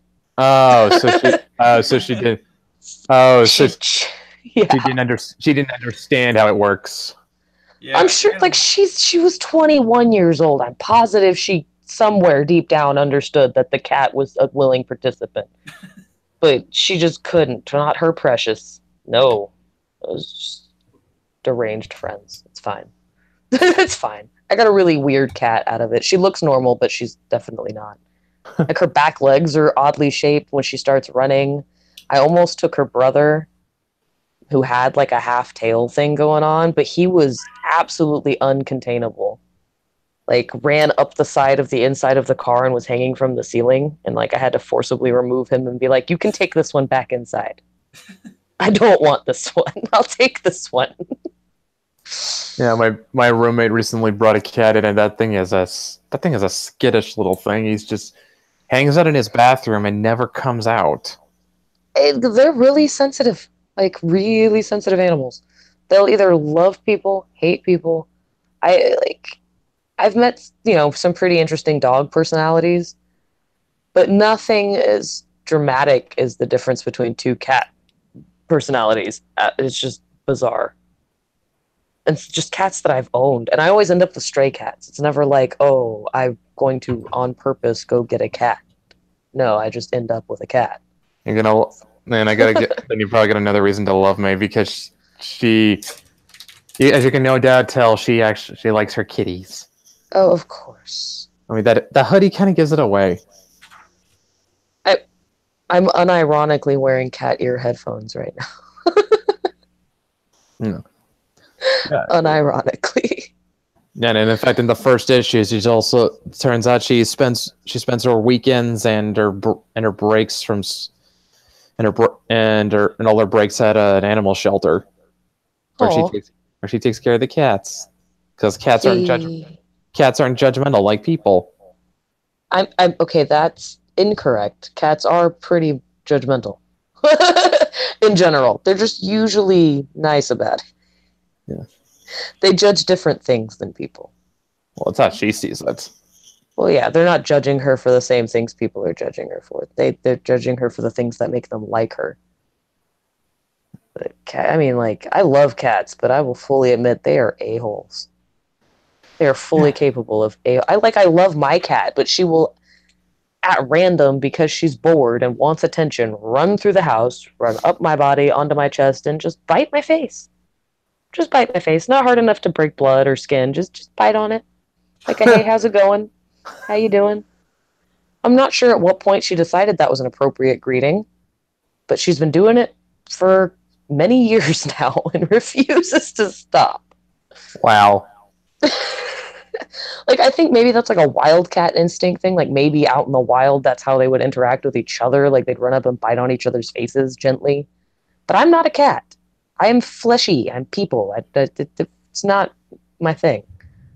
Salem says, yeah, Garfield judges John all the time. Well, Garfield That's what I was thinking about when I was like, no, cats are judgmental. I was like 100% thinking of Garfield and like Salem from the old live action Sabrina. Well, Salem wasn't originally a cat, to be fair. No, to be fair. He was kind of like a snarky, judgmental dude. But still. Garfield, totally a cat the whole time and spent his entire life judging John and John's ability to provide lasagna in a timely manner. Why does he care? He doesn't... And why does he hate... Here's something that always bugs me about Garfield. Why does he hate Mondays? He doesn't work. No, he doesn't work. And you know, if maybe he... That much... Like, I don't know if you have ever let a cat eat pasta before. They're not supposed to. You're really not supposed to. And the cat box makes you very aware of the fact that they're not supposed to very quickly. So I'm not sure. That cannot be the same Garfield after a point. There's got to be like, they have to have died. They had to have gotten another one and just kept feeding it lasagna. Like, I don't know why they keep dying. I just... There was bloat up and then die. There was a Robot Chicken short that kind of pointed out that Garfield's lifestyle was actually very unhealthy for him. Yes, I love that. Like, I stood up and clapped when they did that. I'm like, how is everybody like applauding this? Like the social justice warriors will freak out over everything, but not this blatant example of animal abuse. Like, where is the outrage? I am appalled. They were outraged over how Garfield didn't care about voting. Which is insane, because he's a cat. Well, of course, he doesn't care about anything. The only thing he cares about is being able to eat and sleep. And the only reason I can imagine he would care about Mondays is because secretly he really does love John, and when John has to leave for work Monday morning, it hurts his soul. Maybe. That's the only thing I can think of. Is like, does John goes to work, right? Like, works a regular 9 to 5. John would have to have a job. Well, if they could feed his fat ass cat, yeah. Yeah, I know. So I mean, like, I assume, like, maybe the cat likes him, so he gets mad that, or he's so upset that he's about to be left alone with Odie that he hates Mondays. Like, oh great, John's leaving me, and he's gonna lock this dog in the house with me, and I'm gonna be stuck with this. Yeah. What kind of dog even is Odie, by the way? Like, a really stupid one.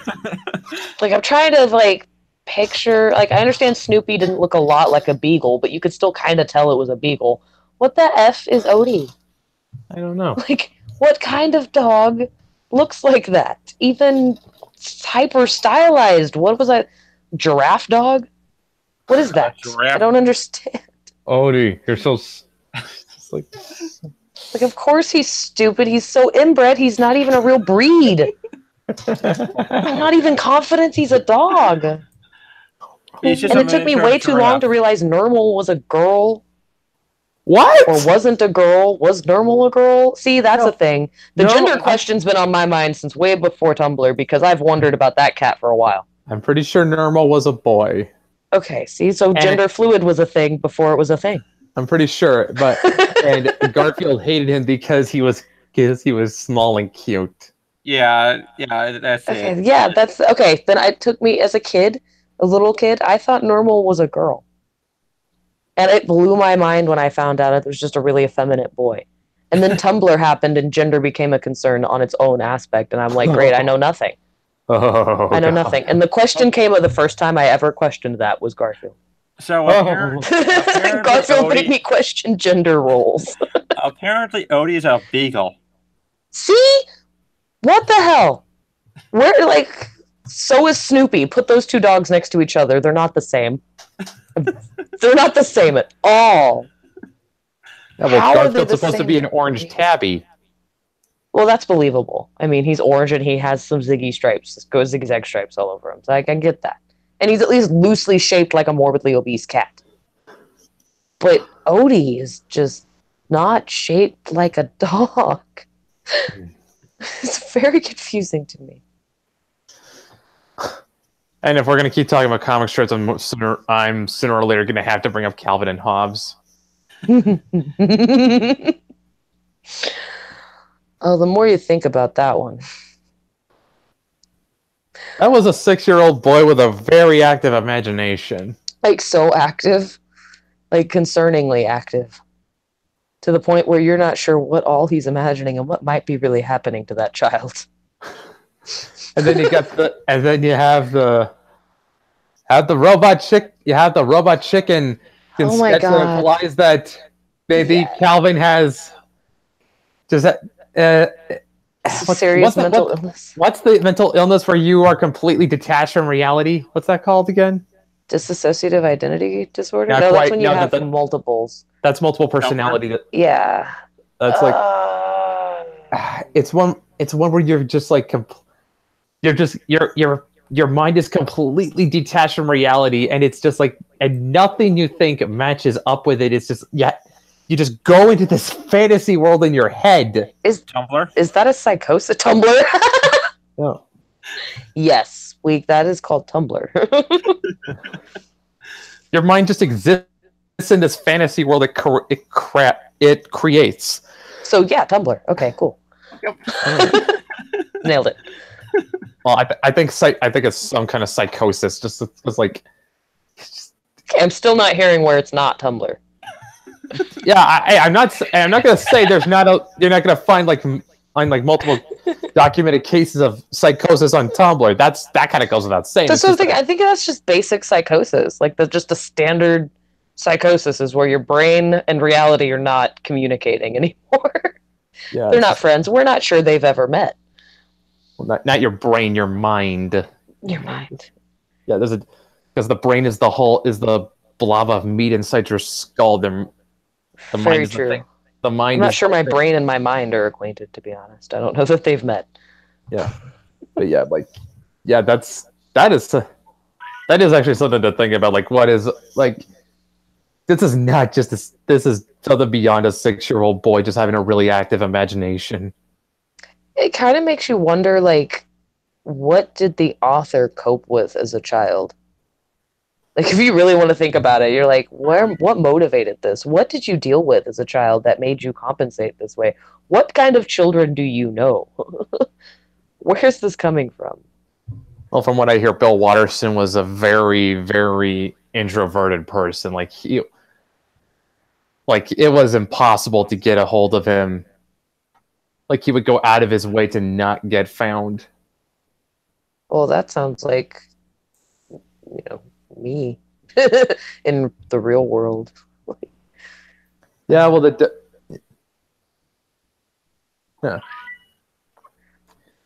but it's like, I mean, like, I don't know. It's just like he goes all full when he gets done with Calvin and Hobbes. He goes like a full J.D. Salinger and just disappears. Which is neat. Maybe he did that so like people couldn't ask him for further clarification and context. Yeah. Maybe he wanted to leave it ambiguous. I don't know. He literally, instead of he killed the author on purpose, like took it out of the equation. I guess so, but He's like, I'm not a factor in my own creation anymore. Yeah. Which, opened Robot Chicken's doors open for some shenanigans. And then, of course, considering that not just how active Calvin's imagination is, he's also got like a very, very, what's the word? Wide vocabulary. Like, very sophisticated vocabulary. It's pretty obvious Bill Watterson was using him as a mouthpiece for things. Yeah, which almost kind of lets it play like it's not a little boy, it really is a grown-ass man in a psychiatric ward. Like, especially when he's talking to a stuffed tiger all the time. Yeah, like, it really, there's some serious questions to be asked. Like, you can enjoy it for what it is, but it still leaves you with some questions. That's also kind of something that that's also kind of something that that I kind of touched on with Maeve, because like I kind of intentionally crafted her to be a girl just so I wouldn't be tempted to insert myself in her. Not like that. Because I know everyone's thinking I was that. not gonna say. I really almost full on out loud said giggity. I'm not gonna lie, but I stopped myself. Yeah, and I know everyone's thinking it. Yeah, I didn't want her. I I didn't not want her to be like an avatar for myself, and it's just easier for me to separate myself from her and make her feel like she's her own person if she's a girl. See, Okay. I have a hard time with that because I identify a lot with a lot of male characters. So I was doomed either way. I was just like, let's just have fun with it. I prefer drawing boobs, so that's where I went. I can all. Hey, what? Hey, what? It works for Rags. I mean, yeah. I mean, Rags works for a lot of people. Many different ways too. if you know what I mean. I mean, it's not like the ginger portion. The naked ginger portion of it. Then I did. I don't know if you saw that earlier, like in the week, but like Brian posted on how like they were going to have to go looter. Like I think it was holding up Regina up against a picture of what is that? Is it that girl from Patriotica? I think so. Oh, man. Yeah, and he said we're gonna have to go looter, and I just told them if we go any looter, we're gonna have to see Regina's bush. Yeah, and they were like, Regina doesn't have a bush. I'm like, hey-o. He quote tweeted me and said, "There is no bush."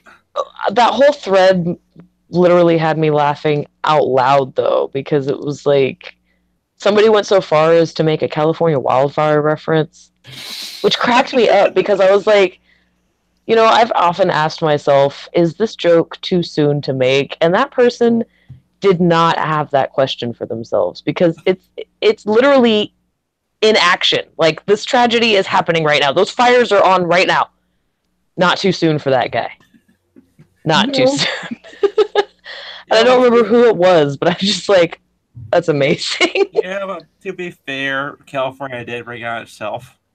I mean, I wasn't like, oh, that's terrible, because it's not. It's like a natural disaster kind of a thing, not like a horrible, not. I don't know. It's on a different level. It's not that bad. It's not like the Titanic sank, but it's still pretty bad. And I just loved that there was no hesitation for that comment, like none. And I love that it was in reference to Regina's bush. Like, that's amazing. I can see everything about it was perfect. I can see him looking at Regina's areola is showing, and he just goes, more lewd. More lewd. No, I'm pretty sure. Make it glossier. Dude, how can you get more lewd than showing than showing Regina's vagina? I mean, how shiny was it? Because that actually matters. That's like a whole extra level of lewd. Like, it's one thing to look at it, but for it to be shiny, that's literally a whole extra level of lewd. Like, you got to charge an extra $5 for that Patreon tier. Oh, yeah. Somewhat. It's just ridiculous, but so true. Oh my god. You know what I get? I sort of get the sense that where Regina and Maeve are concerned, like Regina would be the sort of, you do as I say, don't do as I do because I did it and it was a stupid idea. Yeah, no, she'd totally be the I'm a terrible influence, don't ever, ever, ever do what I do kind of a role model. Yeah. Like, I'm gonna go do this, but you should probably never, ever do this. Yeah. And when Maeve does it, Regina feels bad. Oh, absolutely. And may even physically reprimand her. Like, no. Like, snatch her off of a wall or something. Put her down and be like, I told you to not. I'm not sure if we're talking about a cat or a cat, a 14-year-old girl, or a 2-year-old girl. Like, is there a huge difference? I mean, like, super real talk. Is there a huge difference? Because me trying to cross the street gets compared to a stray cat, like, regularly. So I'm not confident there's a huge difference. Yeah, she's just... Say what? Say what, Mike? Say what, Matt? Is there a big difference between them? I really don't think so. I don't know. They're both whores for attention. Hey-o. I mean, like, totally true. 2-year-old little girls are totally, totally like, hold me in general. Like, they'll hold me, love me. Like, cats hold me, love me, unless I decide no, and then I'm going to scratch your face. But, hold me, pet me, love me. 14-year-old girls definitely need the same amount of affection, but aren't going to tell you to your face that they need it. It's just like you sort of it's like this thing, the thing where you kind of have to know it. That's exactly like a cat, though. Like, a cat will not tell you when it's okay to pet it. You're supposed to know. And if you accidentally pet it when it's not okay, it will hurt. All bets are off when those timings are up. Like, there's no way to know. Sometimes the tail twitching will give you a clue, but not normally. No, when my sister was little, she had this cat at a Himalayan named Mona. She would do this. Now, my parents had gotten Mona declawed blood, and the thing. There was this thing my sister liked to do with Mona. She would hold her up, and then she would hold her up over her face, and then she would blow into Mona's face. And what Mona would do is she would take her paw and put it over my sister's mouth, like saying, "Stop doing that." Oh, no, yeah. No, my old cat, before she passed, if I was singing too loudly with headphones on, she'd run up and try to cover my mouth to forcibly shut me up. Like, forcibly. To the point where she tried to stick her head in my mouth once. Like, I will just shut you up this way. It was so funny. She was mad. She did that a lot. At first I thought it was a fluke, but then I realized she just really did not like it when I sang really loudly. Especially with headphones. Like, if she could hear the music, if the radio was on and I was singing with it, it didn't bother her as much as if I had headphones on.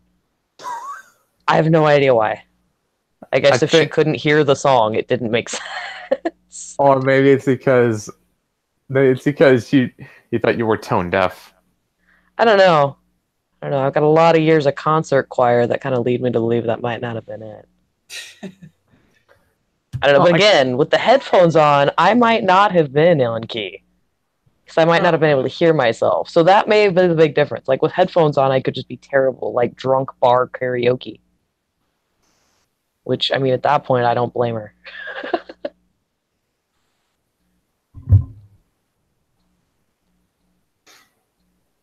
All right. Okay. And I'm checking. Wow, we've been going for over 3 hours.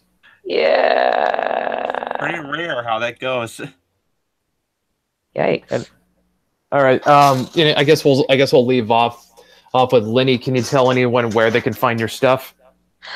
Yeah, for the most part, I keep all of my links and stuff on Leanore.net. There's, right there on the front page is all the links to the Troll Smasher stuff and updates and art galleries and all that fun stuff. So that would be the big place to find all the good links. Mm-hmm. And I'm guessing, would it more or less go without saying, if they can find you on Twitter, they'll find everything? Oh, yeah, no, for sure. I mean, I technically have other social media presences, but I don't look at them. I just look at Twitter, so that's the best bet. And of course, like as we found out earlier today, you've also got a YouTube channel. I do have a YouTube channel. I'm gonna probably start using it again more, but I haven't been at the moment. But it's just Leanore Tube because I thought I was clever at 16. I don't know. Yeah, well, I made mine at 17, and I called it "I Love Other People's Misery." See, now that would be more applicable to me, like now. I won't cause the misery, but I will wallow in it. All right, so okay, so if you can find Lenny at Lost Leanore on Twitter, and you've also got at Leanore.net and LeanoreTube on YouTube. Yes, sir. All right, so when do you have an idea of when we can expect to see at least some teases of Troll Smasher? I am hoping to, by my birthday, have some good, decent, solid stuff to show. I don't know if I'll have the whole book finished by the end of February, but I will at least have enough done to really start pushing promos for it and start looking for a printer. So hopefully by spring of 2019. Well, you might. Well, I don't know if you want to take some of the load off. You might consider hooking up with Wicked. We're always looking for more people. That is not off the table. No, that's from what I've seen. If you've got a name that people recognize behind you, you'll definitely do better in the funding. That's good to know. Yeah. Yeah, I mean, like we're growing. I mean, like we got Jack Irons, which everyone knows about, and Changeling looks like it's becoming a hot ticket item. Yeah, you're definitely generating some hype. Yeah, and I'm pretty sure Matt won't be too far behind with. We've also got E by Canales with Decimators. I mean, we got the guy who drew Iron Sights for Diversity in Comics. Yay! Yeah, and as I was gonna say, Matt's not too far behind with McKinnon Chronicles and Mythics. And yeah. Yep. So, Yep. So yeah, I mean, like, just consider doing that. But okay, so yeah, I guess with that we'll call it good. And thanks for everyone who showed up. Thank you so much for having me on. Talk to you guys later. See you guys. Yep, yeah, you can consider yourself. You got an open invite to always come back on Lenny. Fabulous. Thank you so much. You guys have a great night. You too. Thank you too. All right, kill and feed now.